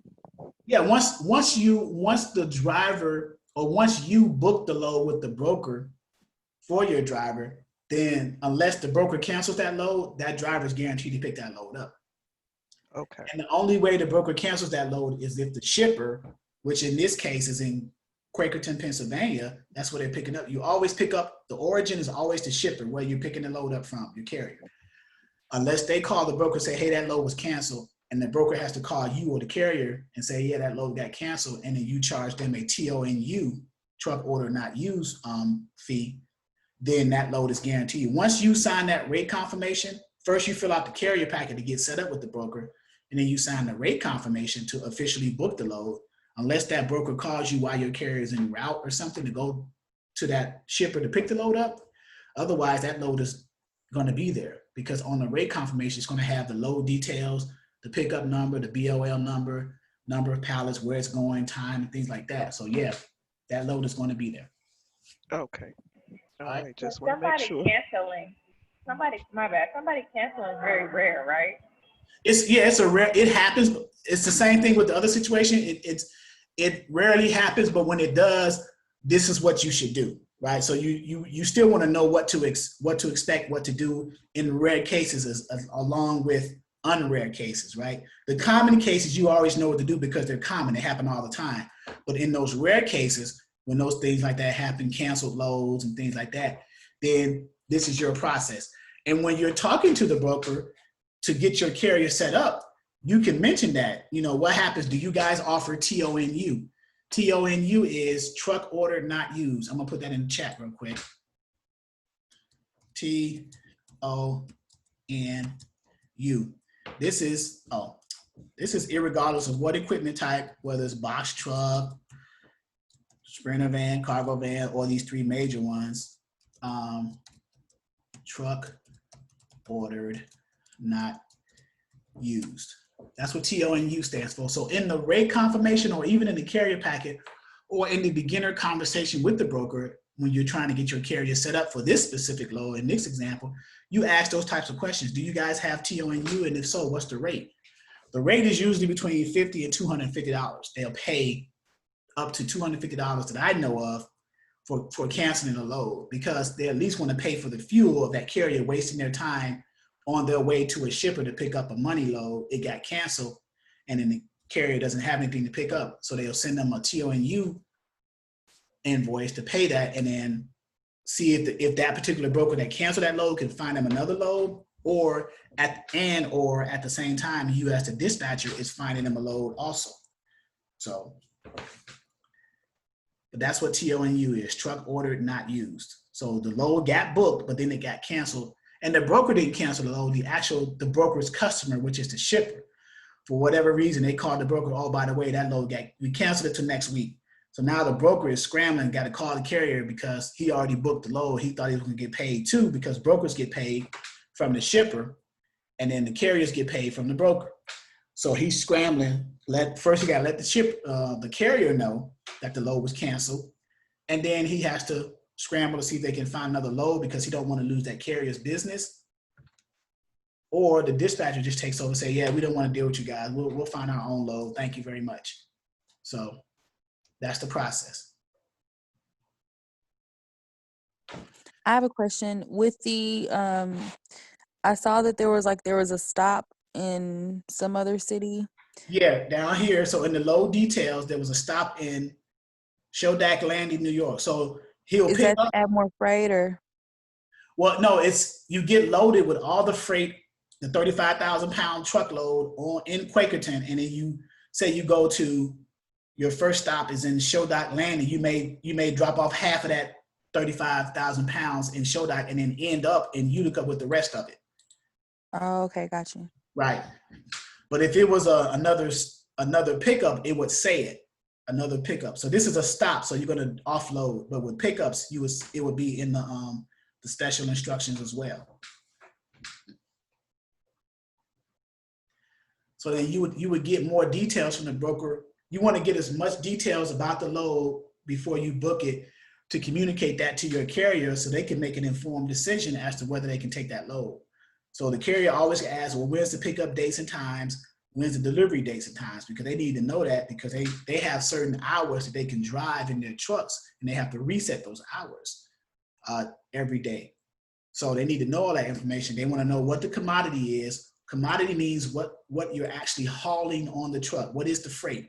So for this reefer load, it could be chickens, it could be beverages, it could be produce, it could be anything. And then since he knows he's hauling the reefer, he's going to ask, well, what's my temperature? I got to keep this freight, this commodity under, and is it continuous? So with reefers, it's usually 0 degrees, -5, 34 degrees, whatever that temperature is, continuous, which means once you get to that loading dock, that when they open that trailer for that reefer unit and they put their temperature gauge in there and it's set to the temperature that they agreed upon in the rate confirmation, they'll load the truck. And then that temperature has to stay that way while that freight is being transported from Quakerton to, in this case, Shodock Landing, this first stop, offload, and then reset the temperature to finish the rest of the route in Utica, New York. That's how that works.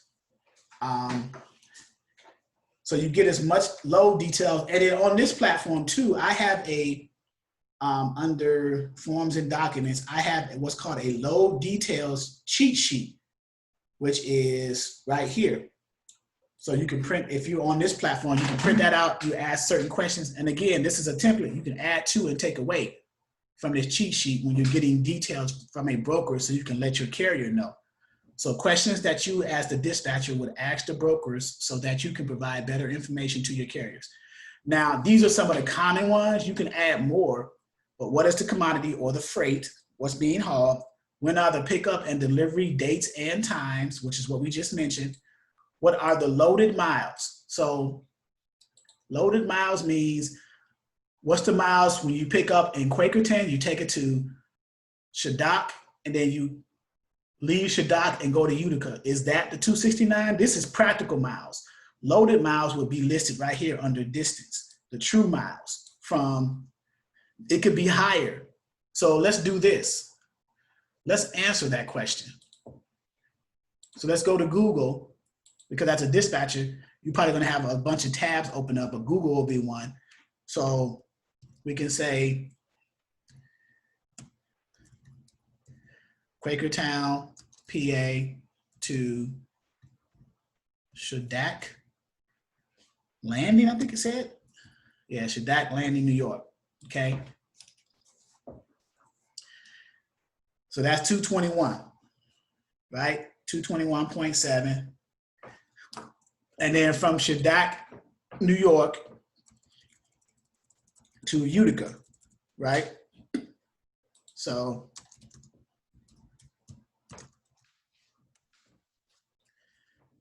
which is 100 and so it's further north over there by Syracuse, which is where he wanted to go anyway, Syracuse, Rochester. So that's 107.5. So now we got those two distances.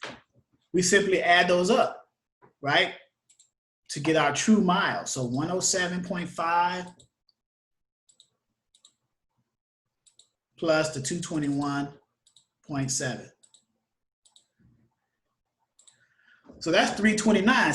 The practical said 269. You see what I'm saying? That's why you asked for the true loaded miles, because when you gave your carrier a cents per mile, you were basing it off the practical miles and you didn't see a distance there. So in that case, you just Google the distances from all the stops and the final destination.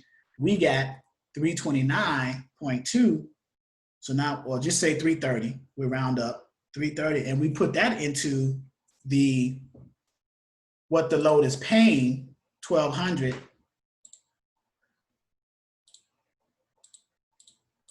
1,200 by 330, $3.63. So it's lower cents per mile. So now it gives us a reason to up the rate. We may save $1,500, $1,600 now to bring that rate back up to that $4 or $5 mark. So if we save $1,500, we negotiate $1,500 at 330. Because I guarantee you, if you ask the broker for the loaded miles, they will not give you that 330 mark. They're going to say, oh, it's like 270, almost 300 miles. They're going to lie in that regard. So if you know where it's picking up and where it's stopping and where it's found the destination is, you can just Google that yourself and then catch the broker in the lie. You don't have to say anything. You just catch them. So what if they don't want to pay more, even if you talk them in the lie? Like, what do you do? Well, then if they don't want to pay more, what you would do is you would go back to the carrier and say, okay, well, the broker is firm on this amount. Do we want to take this load? And the carrier is going to either say yes or no. So if they're in a situation where they're desperate, they need that money to keep running, they'll go ahead and take that load. Even though $3 and something is not bad for that reefer load, but they know they could have gotten more. But a bird in the hand beats two in the bush, right? So, I would take that $3 and something cents per mile reefer load with that one stop and just find a better load elsewhere, as opposed to taking 0 loads and sitting for another day and losing. Every day they sit, they could potentially lose at least $1,000. So, but as a dispatcher. Okay, so, my bad. So how do you negotiate it? So now do I say, look, the load, the miles are more, so therefore I have to be getting 200. How do you go about it? How do you say it a professional way? Hey, do you want to up the price? Yeah, you would say something like, okay, I see the miles I calculated, the loaded miles is 330. We have one extra stop in Shodak Landing. I see you have it posted at 1,200. We can do it for 15. That's it. And that you have that kind of firm, matter of fact, exact tone in your voice like that. We could do it because you've already calculated what you could do it for. You ran it by your carrier. Now it's going back to the broker and locking in the deal. And they can see it either yes or no. But yeah, we want to do it at 15. We see the extra stop in Shodak Landing. We know what the loaded miles are. This is our rate. This is what we could do it at. And the broker's going to either say, okay, I see you say 15. Let's say 14.75. So they took $25 off. Big freaking deal. Okay, we'll take it. $25. $14.75 and $1,500 is not that much of a difference, right? $25. I run it by my carrier. I'm sure the carrier is going to say, if he wanted 15, he got $14.75. I could not see a carrier turning that down. $25. They spend more than that taking showers at truck stops. So.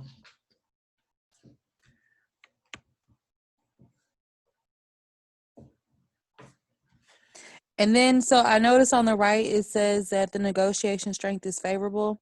That could be an indicator that whenever you go and say okay, well, we're going to do it or we could do it for 1,500.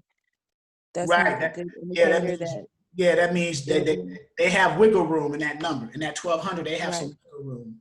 Because most times, I'm sorry, go ahead.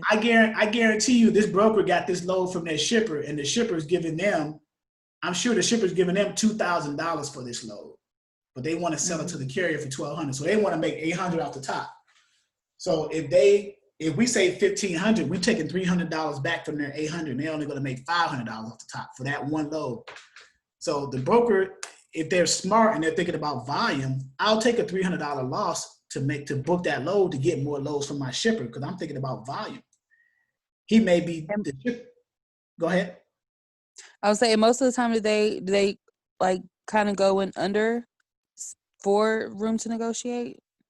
Right. They have a certain cap that they don't want to go above. So say they started at 1,200, but they say, well, I don't want to sell this load for more than 14. So they have a negotiating room. We say 15, so that's $100 over what they want to cap it at. So it's a back and forth negotiating thing. And you know, if you understand that, then you can use that as a bargaining chip for yourself.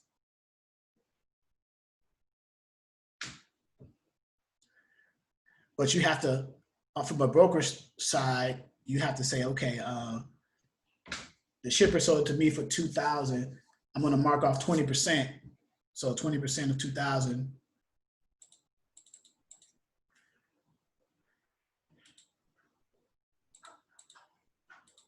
It's 400. So I took 400 off. So I'm going to resell a load for 1,600. But I may be greedy and take another 200 off and sell it for 1,400. So now, so you got brokers that think like that. So if a broker has their margin is always 20%, no matter what amount the load is. So the shipper sold that load at 2,000. They took 20% off, which is 400. So their cap is 1,600. We said we want 15, so we're 100 below their cap. So that's, they still have negotiating room. So they still made an extra $100 on top of their cap. So.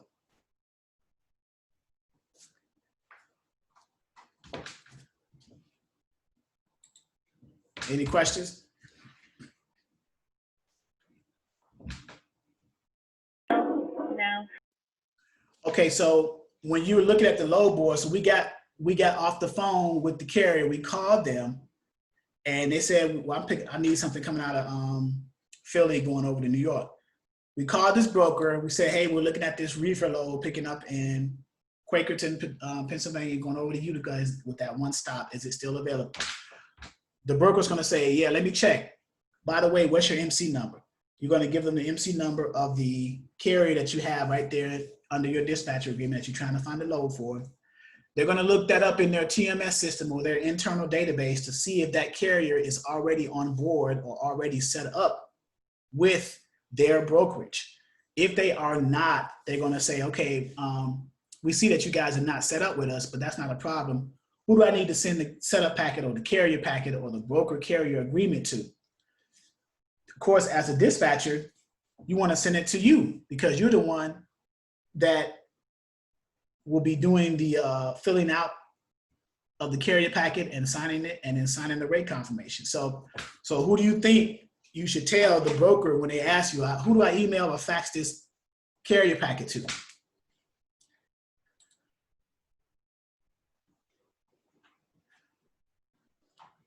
You send it to me. Right, you send it to you. So you send it to your dispatching business email, you receive it. So then you get the carrier packet. So let me close.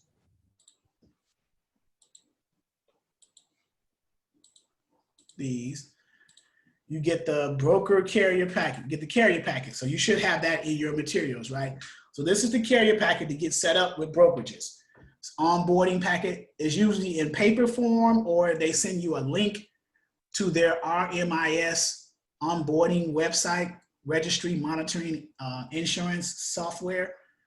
So most brokers are catching up with the 21st century and putting things online now. You'll still have some brokers who will send it like this in paper form, a broker carrier agreement. This is called a broker carrier agreement, a setup packet, broker packet, carrier packet. It all means the same thing. So fill it out. The broker usually has their information already pre-filled. They'll have their information here under broker. And let's see, this day of this month, this year, this is an old one because we're in 2020 now, but this is just a template of what it looks like. It goes over the carrier's responsibilities as a carrier, the broker's responsibilities as a broker.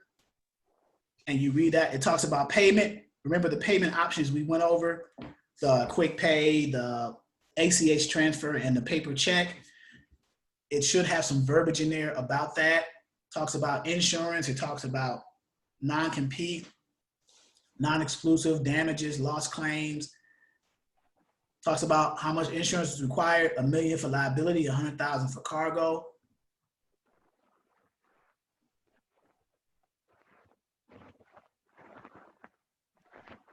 No back solicitation, which means that if your carrier picks up a load that this broker booked for you from a shipper, your carrier is not allowed to go directly to the shipper behind the broker's back and book loads directly with the shipper. That's what that means. But they do it all the time. I'm not saying that they should, but it happens. And then at the end here, the broker usually sends a carrier packet with information, their information already pre-filled out, ABC brokerage, whoever that broker agent is or the owner, their address, fax number, email. And then right here, you sign the carrier's name, you print the carrier's name, and you put the carrier's title, owner, their company address, because you've gotten all that stuff in the profile sheet, remember? Their email, they may not have most carriers probably don't have a fax number, or they may have an e-fax line. So, but yeah, a dispatcher asked me, well, do I sign my name here and print my name here? No, because it's not a dispatcher broker agreement. It is a carrier broker agreement. That's why in the dispatcher agreement where the carrier initialed in red, saying that they give you permission to represent them, fill it out for them, you can sign their name, print their name, title, which is owner in most cases, owner, CEO, owner's good, and then their company name, ABC Trucking or whatever it is, phone number and email, and then you send this back, this broker carrier agreement, along with those other documents that most brokers ask for. Remember, the W-9, the MC authority letter, and the certificate of insurance. Send those back so that the broker, once the broker receives those, then they will process your carrier's information into their TMS system, run it by their compliance team to make sure that the carrier meets the requirements to move loads for that brokerage. And then if they do, they're going to reach back out to you and say, okay, yeah, your carrier is set up with us now. Now, who do I send the rate confirmation to? So the purpose of the broker carrier agreement is to get your carrier officially set up with that broker.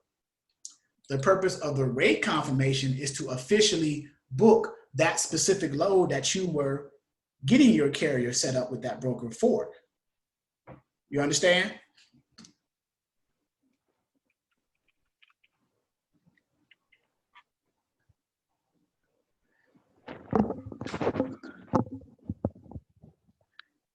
Okay, Charles, can you hear me? Yep. Okay, so as far as the rate confirmation, that confirms like after everybody's in agreement of what the rate is going to be, that's going to be signed, sealed, and delivered, and that is going to be the rate locked in with the contract with that Right. agreement. Right. Now, what if you get a rate confirmation and the number is a couple of $100 lower than what was posted for the load on the load board? What would you do? Say it said 1,200, we agree 1,200 just for the sake of an argument, but you get a rate con that said $1,000. What would you do in that I situation? have to go back and say that it must be a typo. They got to change it to the correct price. Right. So you would call that broker and say, yeah, the load was posted for 1,200. I see that the rate con is 1,000. Can you update the rate con and resend it so I can sign this and get it back to you as soon as possible? Okay. And then say, oh, I'm sorry. I must have just typed 1,000. Yeah, it is 1,200 because they're going to confirm it. And then on the rate con, you just want to confirm, carrier's information, their phone, the loaded miles, the weight of the load, the commodity, what's being hauled, the load number. So when they get to the shipper to pick the load up, they can identify based off the load number so they can know what door to send that carrier to put their trailer on the dock. The reference number of the load, the BOL number. BOL stands for bill of lading, number of pieces, number of pallets. Shipper's address, consignee's address. So the shipper is where you're picking it up from. The consignee or the receiver is where you're delivering it to. So consignee and consignor, CONSIGNEE is the same name as the receiver. CONSIGNOR, which is the shipper. So another name for shipper is consignor, and another name for receiver is consignee. Just so if you see those terms interchangeable, you will know what they mean on the rate con. Okay.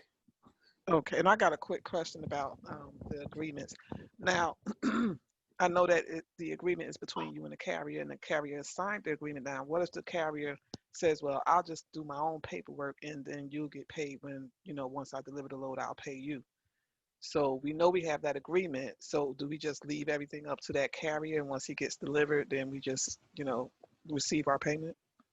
Yeah, and you can tell them when they do the dispatcher agreement, if you first had a conversation with the carrier and you say, okay, I'm gonna send you the dispatch agreement. Now in there's a clause for me to fill out your carrier packet and rate-cons for you. If you do not want that to happen, then just do not initial that area on the dispatcher agreement, and then they can go ahead and Do their own paperwork. do their own paperwork. Now it's going to come to a point where they're not going to have a lot of time to do that all the time. They're going to reach back out to you and say, hey man, this is overwhelming. I don't have time to fill out the paperwork and run my loads and all that stuff. I guess I do need that part of the service for you as a dispatcher, which is what you're there for anyway. So then what you can do is either resend the dispatch agreement to them, have them refill it out, and then initial that to verify, because you want to have documentation for that, saying that they allowed you to do that by them initialing that. So if they send this dispatch agreement back to you filled out with this part blank, then they didn't authorize you to fill it out for them. But let's say a month down the line, you're booking loads for them and they're getting a bunch of carrier packets to fill out and stuff like that. They're gonna say, man, yeah, I can't fill them all out in time enough to get the load. Every time I fill one out, send it in, and I have to send all the other stuff in, the load is already gone. But then you say, well, that's what I was here for. If you let me do it, then we can get it done quicker. You concentrate on driving. I'll concentrate on doing the administrative part. Sometimes Now, you got. do we have a clause saying that for them to make sure that we get that proof of delivery, and then we could just like notate on that proof of delivery that they filled out their own paperwork? You don't have to, but it's good that you can, because the proof of delivery is they're gonna, once they get to the once they pick a load up, they get what's called a BOL, a bill of lading, right? It's usually 3 pages, carbon copied or whatever, or 1 page with areas to sign for the shipper, receiver, and then a copy for the carrier to keep. So let's say it's a 3-layer carbon copy. When the carrier gets to the shipper to pick the load up, in this example in Quakerton, Pennsylvania, they'll get to the gate and they will give the security guard, okay, yeah, I'm here to pick up a load going to Utica with a stop in Shadak Landing. Here's my load number. The security guard is going to call up to the office and say, yeah, I got a truck out here from ABC Trucking here to pick up that Utica load number 1234. All right, put him in door 3. Okay, go to door 3. You pull in the door 3, you go into the office, give them the BOL, they load you up, then they'll call you back in to verify everything. They'll say, okay, the pallet count is this, here's the pieces, everything was in good condition. The shipper will sign their section on the BOL, the carrier will sign next to the shippers, verifying that everything was loaded in good condition, secure and everything, lock the truck up. They'll tear that first copy off with the carrier and the shipper signature on it and give to the shipper and then leave. There's still an imprint on the now 2-layer carbon copy paperwork showing that the shipper and the carrier signed in the same area and that the freight was picked up in good condition. Now the carrier is loaded, they're driving to their first stop, let's say Shadak. They'll get there, offload, let's say half of the truck. Get there, check in the security, offload half. They'll go in there to the receiver in Shadak Landing, New York, offload that. They'll call them in, yeah, we offloaded half of that load. You verify we offloaded only 10 of the 20 pallets, 50 pieces of the 150 pieces that were there. The carrier verifies that by signing it. The receiver verifies that they received what they were supposed to receive according to their office. They'll tear that part off and then they'll go deliver to the final one in Utica, get their dock on their loading dock, get offloaded, go into the office, verify that the truck is empty now. So now that, and then they'll sign the area. The last receiver signs that they received what they were supposed to receive in good condition. The carrier signs next to that person's name, and then they'll tear a copy off and give that to the final destination. And then what the carrier has left with is a sheet with all 3, the shipment picked up, the first delivery and the last delivery. So now that BOL turns into what's called a POD because the truck is empty now. And now this is the proof of delivery. He has signatures from every point that he was dealing with, from the pickup to the first delivery to the last delivery. Everything was good. So now it's not a BOL now, it is a POD. It's a proof of delivery. So now that carrier, if he or she has a factory company, they will use that POD, take a picture of that, upload it to the factory company or upload it to the brokerage for a quick pay to get paid right then and there. And they'll send you, and you can ask for a copy just for your records too, as proof of delivery from a dispatcher's perspective too. Right. That's what I was saying. Like, make Yeah. sure that we have a copy as well, so that we know that Yeah. everything went smooth and everything's delivered Right. So from yeah, point yeah. A to point. Yeah, and that's a good point too, because when you invoice the carrier, you'll send the invoice for the amount, the 10% or the flat rate, whatever payment scale that you're using for your business, and then you will attach a copy of that rate con in the invoice showing the carrier that this is the load that I'm invoicing you for. Here's the proof that you delivered it. I was the dispatch on that load. And then they'll say, oh yeah, I remember that. Yeah, you were. And then because some carriers, they deal with more than one dispatcher, so they don't know who does what. So how would this dispatcher know or have a copy of a rate confirmation if that carrier didn't send it to them? So Exactly. so yeah, get a proof of that. And then of course, if you want to send a copy of the dispatcher agreement, you can, showing that you guys have an agreement. But my carriers, I just send them an invoice. Look, pay this, please, thank you, and then we move on to the next one. But yeah, Right. as a beginner dispatcher, because I rarely had those situations where I had to delve real deep in proving that this carrier knows that he was supposed to pay me, because I kept in constant contact with the carriers, and then when they had certain situations, they would call me and I'd get them out of, so in other words, we knew who each other were in the relationship. Right. But as a beginner dispatcher, I understand your question and I understand your concerns. You want to cover all your bases and have everything in place just in case. And that's a good thing to do, because not every relationship with a carrier will be like the ones that I had with my carriers. It may not be that way. So as a safety net, you want to make sure all your I's are dotted and your T's are crossed. Okay. So, yeah, that's the rate confirmation here. So once that carrier delivers, then you invoice the carrier and move on to the next load. Or you probably, once you book a load with a carrier, chances are you're looking for that, because you know where this load is delivering ultimately, and you know when it's delivering. So you could be looking for your next load while your carrier is under this load. So you don't want to look for your next load when your carrier is on the way to pick this load up, because you may get a case where it gets canceled and you have to do a TONU. Once that carrier picks that load up and he's under the load driving, you can start looking for that next load. Because this load might take a day or two, so you should be able to find a load or start looking for a load while that carrier's hauling that load.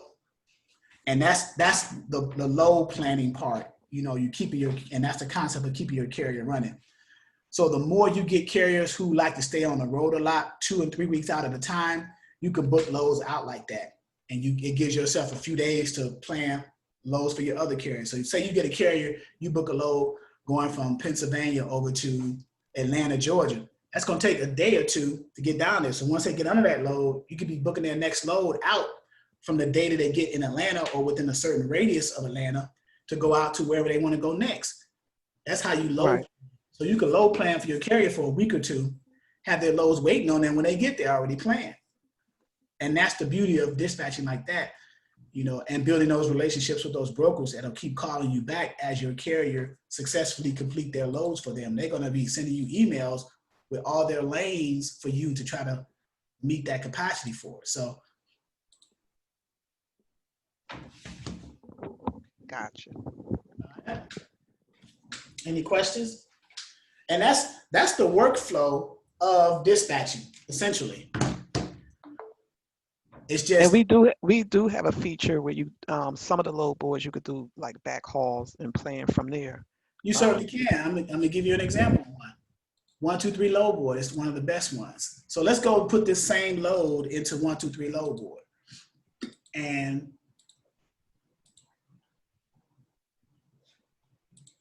And if you're on this platform, you have access to this load board, 123 load board.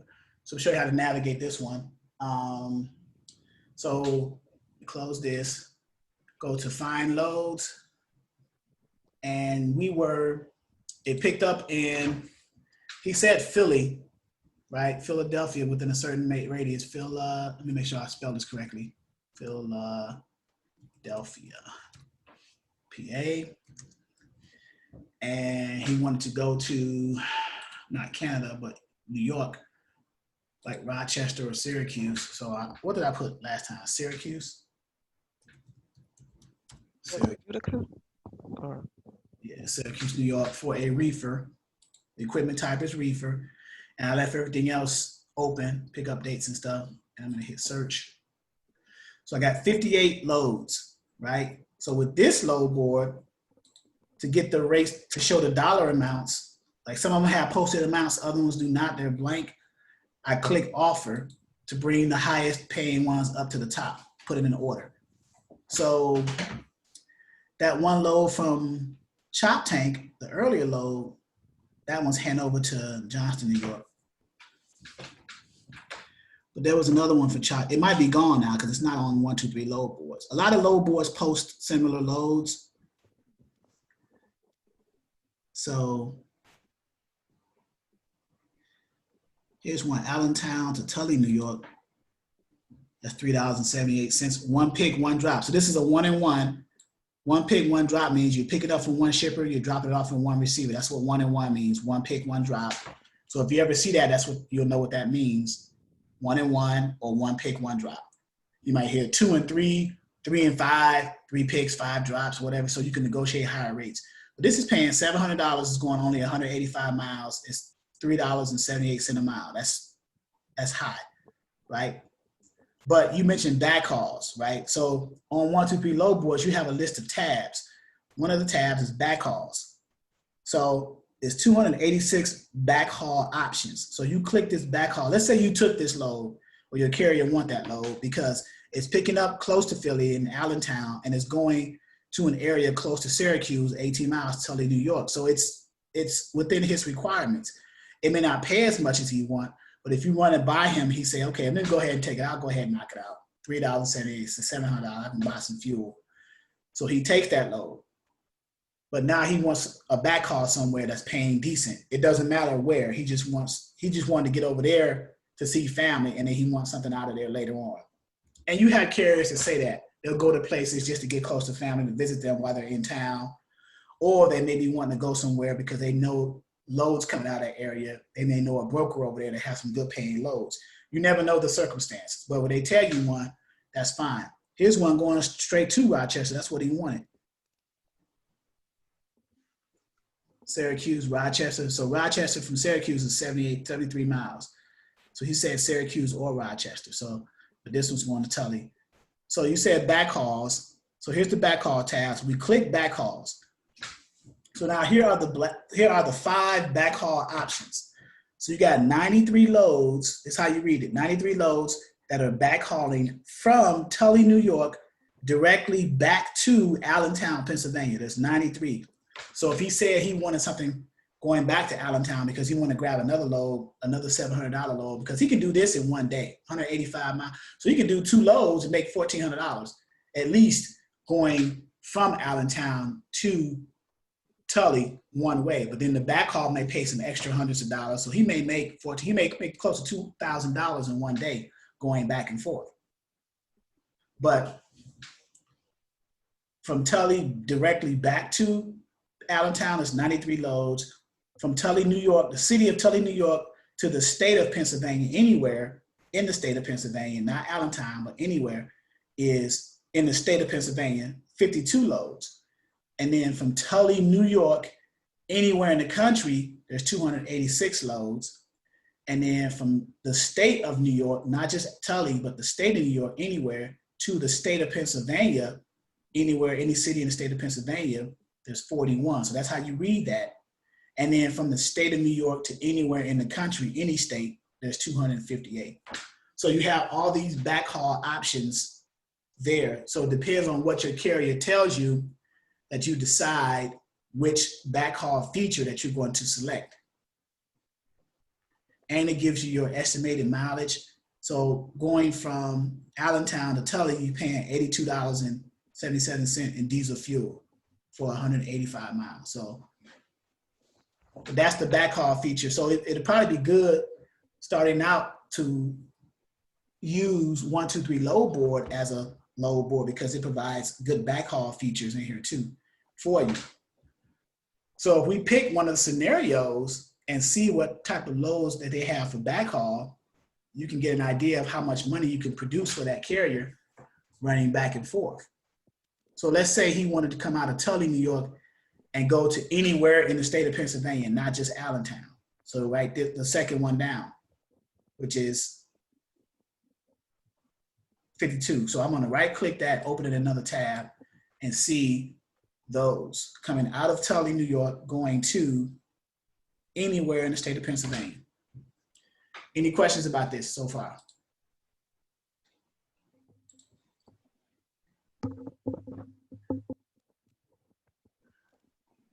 Nope, not yet. So look at that. I got Tully, New York, or within a certain deadhead miles. I got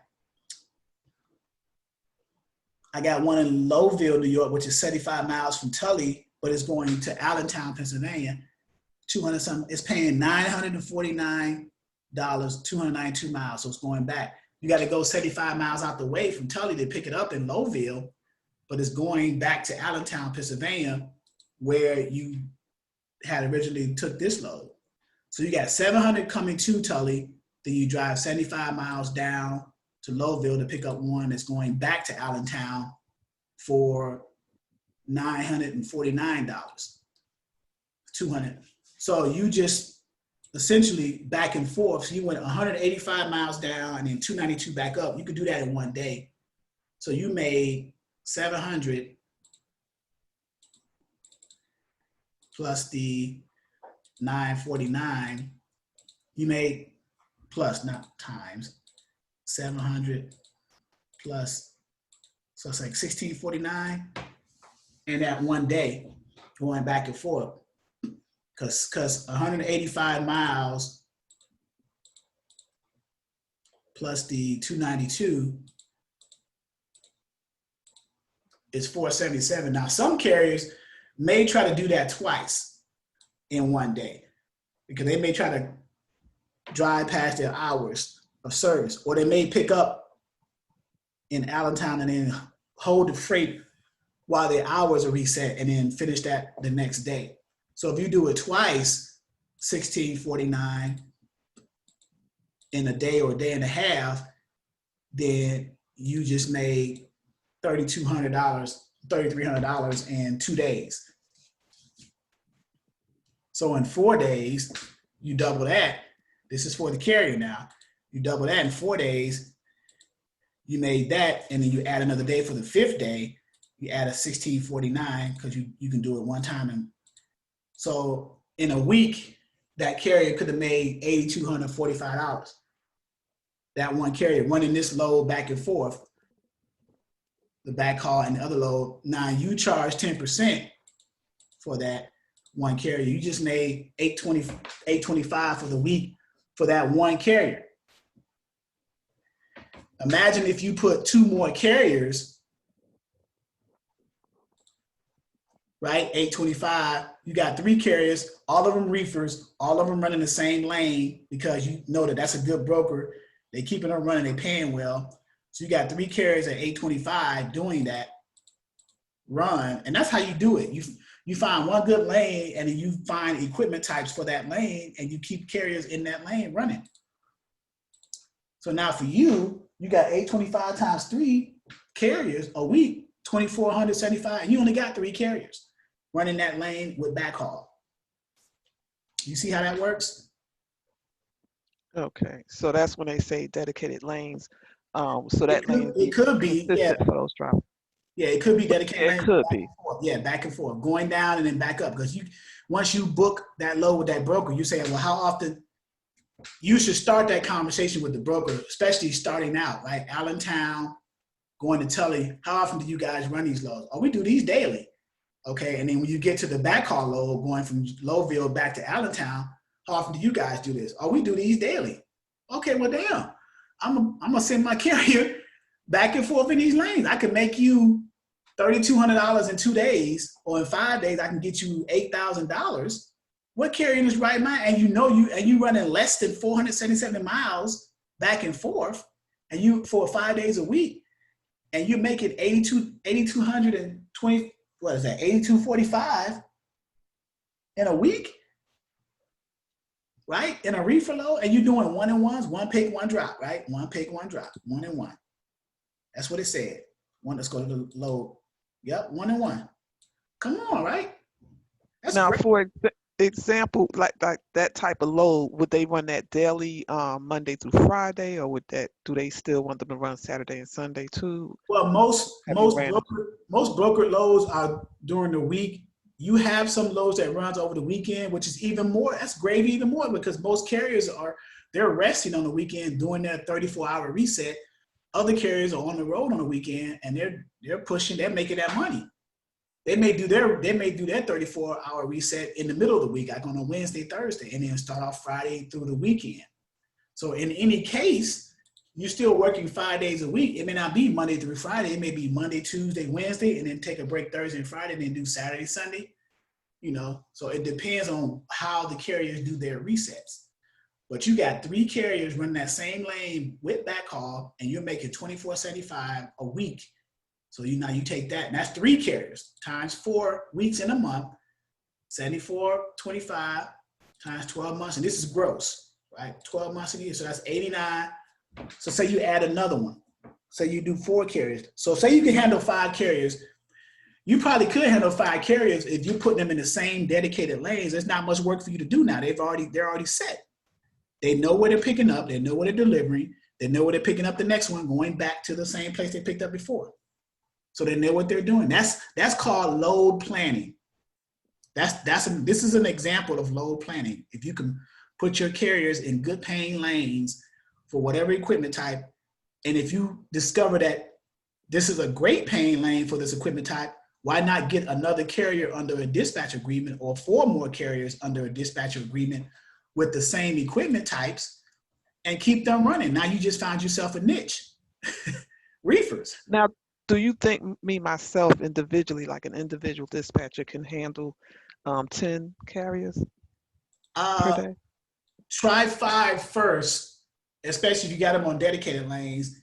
It becomes overwhelming if you got 10 carriers and they're not on dedicated lanes, right? You gotta constantly be on the load boards looking for loads, calling brokers. Then you're gonna pull your hair out. But if you could put them on dedicated lanes, then all you gotta do is just call the broker and say, hey, my guy's there. He picked up, everything's good. You're just doing what's called check calls with the broker. Every time your carrier picks up at a shipper, let the broker know, yeah, my carrier's there. He's being loaded now. He left at 1300 or 1 o'clock. Sometimes they use military time, sometimes they don't. So, and then now, what do you think about, you got 5 drivers that you have dedicated lanes for, but one of them they get bumped off because the truck goes down? Do we look for another carrier, or do we just try to stick with those 5 and wait till you finish getting his truck fixed? If you want to maintain the same level of revenue with the 5 carriers, then you just position and transition another one in there, and then when another one comes back, now you got 6 instead of 5. Right. But if you are used to a lifestyle and your business is used to bringing in revenue with 5 carriers under those dedicated lanes, then it would just, it would behoove you to get another carrier to take the place of the one that went down. Because we know that, trucks break down. You got PMs that have to be done, preventative maintenance work, oil change, tune-ups, and stuff like that. So in that process, your contingency would be to have another carrier. And plus, you're looking for, I wouldn't get comfortable with just 5, especially on dedicated lanes. I would get comfortable more so with 7, 8, maybe close to 10 on dedicated lanes. So you got 10 carriers and you're sending them to the same broker's line haul as well as backhaul. Line haul means that they starting off from this first broker, Allentown to Tully. The backhaul is the second one, coming back from Lowville back to Allentown. That's the backhaul. Line haul is going out, backhaul is coming back. So if you got relationships with, okay, this is Chop Tank, that's the backhaul, and the line haul broker is agricultural logistics. So you just stay in relationships with that one. You know, I got about 5 more trucks I can put in this lane for you. That broker's going to love you because you're meeting their need. You're providing trucks for them for their shippers to satisfy those shippers that'll keep the broker keeps the shipper happy. The shipper's going to provide more loads to the broker. The broker's going to provide more loads to the carrier. Carrier's going to make more money. You have a relationship with the broker. You can have a negotiating bargaining chip because you're proving yourself as a dispatcher by providing good carriers to deliver those loads. So whenever you want to raise the rates or negotiate rates, that broker will be more than willing to work with you because you are providing them carriers. That's how that works. Okay, because I ran into one where I was looking for carriers that owned 10 trucks. So I was like, oh, wow. What if he called me back and said he need me to dispatch all these trucks? But what we're gonna. equipment types? Now, if you want to take on that challenge, that's fine. We're here to help. What equipment types were the 10 trucks? Vans and reefers. Okay, vans and reefers. And where were they based? They were like in, I think, like the Orlando area. Okay, Florida. So coming out of Florida sometimes can be a challenge, but it's not impossible. They may have to deadhead up to like, there's a small town in Georgia called Tifton. They have some DCs over there, distribution centers. And then you can grab something in Tifton and then go to wherever else, up to Atlanta, up to South Carolina, North Carolina, Virginia, or over to Louisiana, over to Houston, Texas. And work them back down. DFW, work them back down. So it depends on, or if they want to stay in Florida, which I don't recommend because there's not a lot going on as far as Florida. But, well, it depends on the season. Like produce, you can get like oranges and produce coming out of Florida with the reefers. With the vans, I'm not sure why. You may have them drop their van trailer and hook up with some Amazon freight, grab their trailers and come out of Florida and then work that. So have you communicated with them? Well, that's what I want to do. I want to get dedicated lanes for Amazon. Now with Amazon, yeah, that is like who? That is a challenge. Amazon's taking over though, but they have certain criteria. Still, like getting in with their dispatch is probably something Right. else. A lot of red tape. I've been trying to see how I can leverage this platform in a way where I can say, okay, I got several dispatchers who are trained in how to book loads, and then they have carriers, so we can bring our carriers with our dispatchers over to you guys. How does that work? How can we work together to get the carriers to Amazon? So if that happens, that's going to open up Pandora's box for you guys. Awesome. I'm ready. So, but you can also have your carriers put the Amazon Relay app on their phone. You know, go to relay.amazon.com and then see what the criteria, because on the app it lists the criteria that they require to get set up with Amazon. Amazon usually do power only loads, dropping hooks, and then what's called loadouts and towaways. So the loadouts are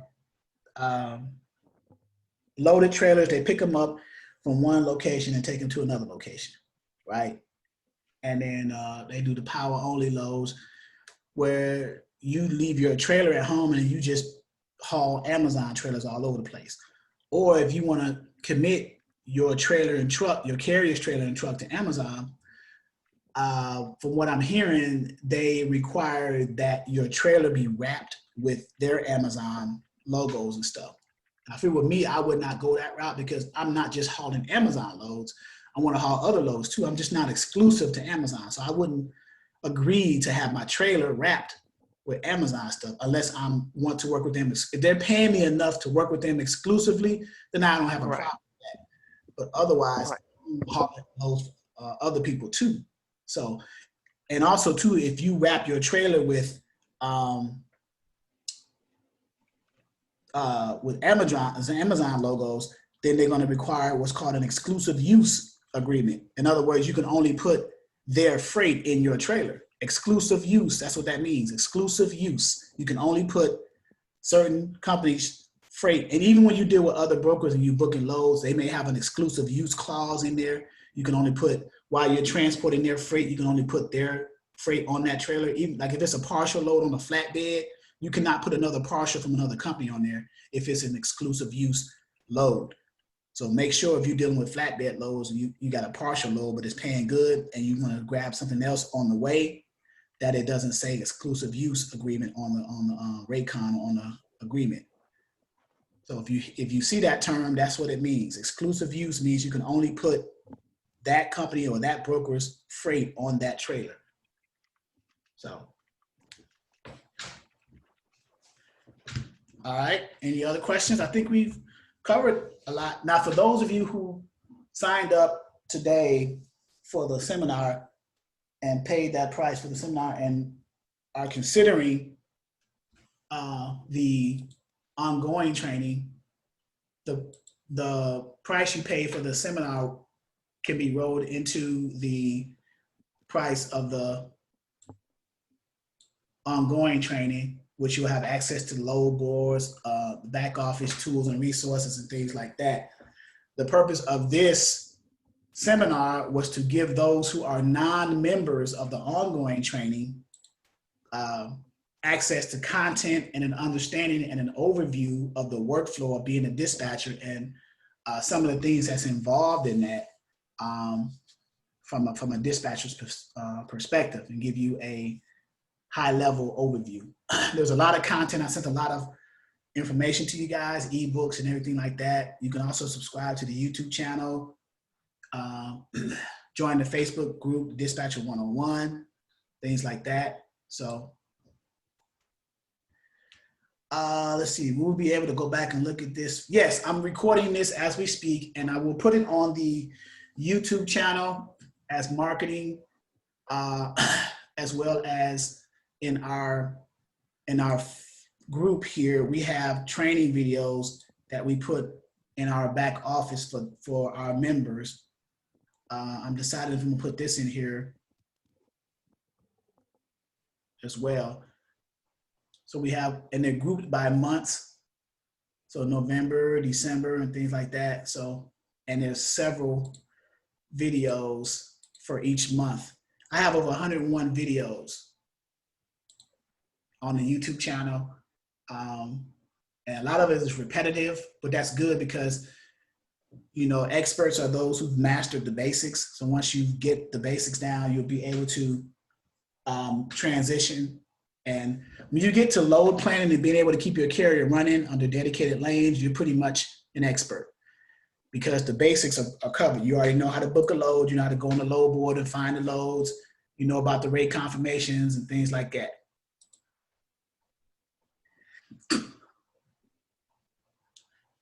No, you cannot have my phone number. I am a married man. No, I'm just kidding. Let me type it in. I always list my phone number and my work email because people call and have questions offline as well. I have a question about that, Charles, and I know you're a family man, but like if we get stuck in a crunch or whatever, what's a good time to contact you or reach you, or like, can we text you or? Any time between 9 a.m. and 9 p.m. I'm available. After that, you know, my wife says like, look, you got to have a cutoff time for family. And it's just her and I, we have no children, but okay, you know, you got to have cutoff time. You can't do this every day, all night. You got to. yeah, you don't want to get burnt out. Exactly. Yeah. And I hate sleeping on the couch because it hurts my back. But oops, wait a minute, is that being recorded? No. We don't want to put you on the couch. Definitely. No, but yeah. You know, you want to have cutoff times, right? So I guess between 9 and 9 is good. If it's an absolute emergency, text me after 9, and then I'll respond, of course. Because you're an ongoing member, right? You're part of the platform. You're not someone who's considering, right? Right. Okay. So, this is LaShawn, right? Yes. Oh yeah, you're the one that, yeah, okay, you joined for free. That's right. Yes. Welcome, LaShawn. Thank you. Thank you. I'm trying to swim. Yeah, it's fine. It's fine. Just use this platform as a surfboard or a buoy to keep you afloat. And it'll come. It'll come because I'm trying to reincorporate my sub dispatching concept in it too. For those who are on the ongoing platform but are having trouble getting past that first hurdle, which is finding a carrier to get under a dispatch agreement to find loads for. I still have carriers that I used to dispatch for that I still have a dispatch agreement for, and I intend on reaching out to them and seeing where they are, if they're still currently driving under this pandemic, or if they shut their truck down.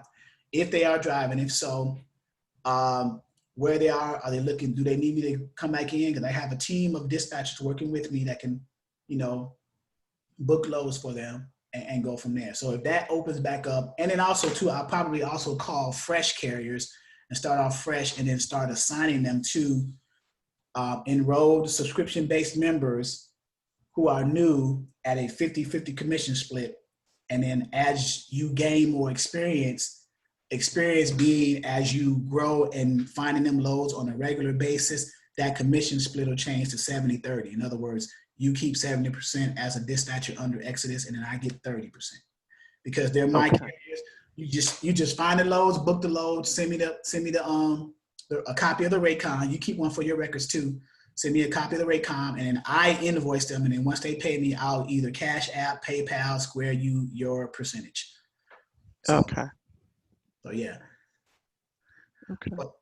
So if for those who are listening and are on the recording, because this will be on YouTube as well, and you listen in on the seminar and you're part of the seminar now, and what you pay for the seminar, and you want to join this particular platform, then that $99 will be rolled into the $299 price, the one-time initial enrollment price. It's pretty cheap for all the content you get. I'm surprised I'm charging this amount, but at any rate, it's not about the money with me. It's about actually helping people. I'm fine as far as the money, but because I believe blessings will come later. So, and I really believe that. So, instead of $299, it'll be $99 less, so $199. And then you get to 1 month later, you get the $19.99 subscription after the enrollment to maintain access to all the tools and resources, which I haven't even shown yet in the back office tools and resources. But this, again, the purpose of this seminar was to try to appease the curiosity of those who are non-members who are interested in being independent freight dispatchers or are looking for a work from home opportunity in the transportation industry as it stands, because this is part of the transportation industry. We know that there's a lot of people out here losing their jobs and looking for opportunities elsewhere.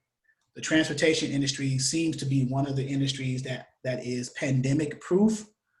You still have a job in it, because if you look, freight, things are still being hauled and moved to and from all over the country, irregardless of a pandemic in the country.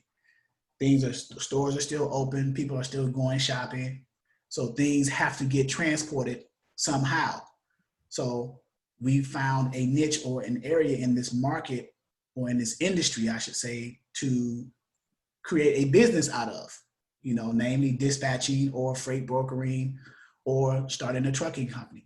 So if you are on this seminar or listening on the seminar as well, and you didn't join the seminar and you wanted to consider the enrolling, then this will be, if you see the screen on this recording, this is the initial enrollment price. If you did join the seminar and you're a part of the seminar, what you paid for the seminar would be rolled into that initial price. And the next seminar, I usually have seminars for non-members who are curious about dispatching or freight brokering for that matter. I try to have them in 2-week increments because I also have my ongoing training for the members. Like tomorrow at 11 will be the Dispatcher 101 training for beginners, members training. And then at 2 p.m., I'm going to have the Freight Broker seminar tomorrow for those who are interested in understanding what it is to be a freight broker and what are the requirements for that and what's involved in that. So any questions?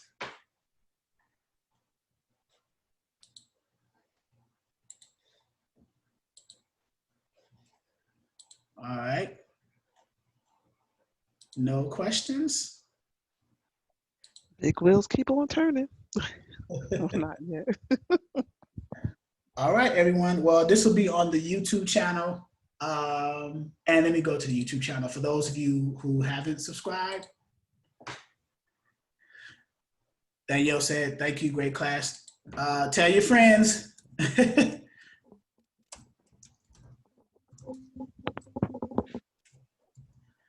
And you are welcome, Danielle.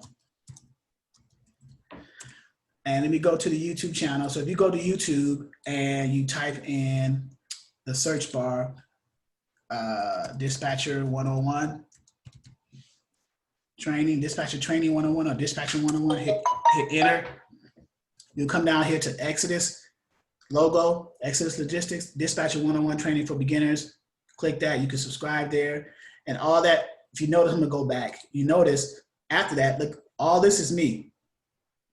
All these top ones, me, and you have a few after that, and there's more of mine, Exodus, Dispatcher Training 101. So I got plenty of content on the YouTube channel. If you subscribe, you get access to 101 free videos. So there you go. All right. I thank you guys for attending this seminar, and I look forward to your dispatching journeys. Wish everybody the best of luck.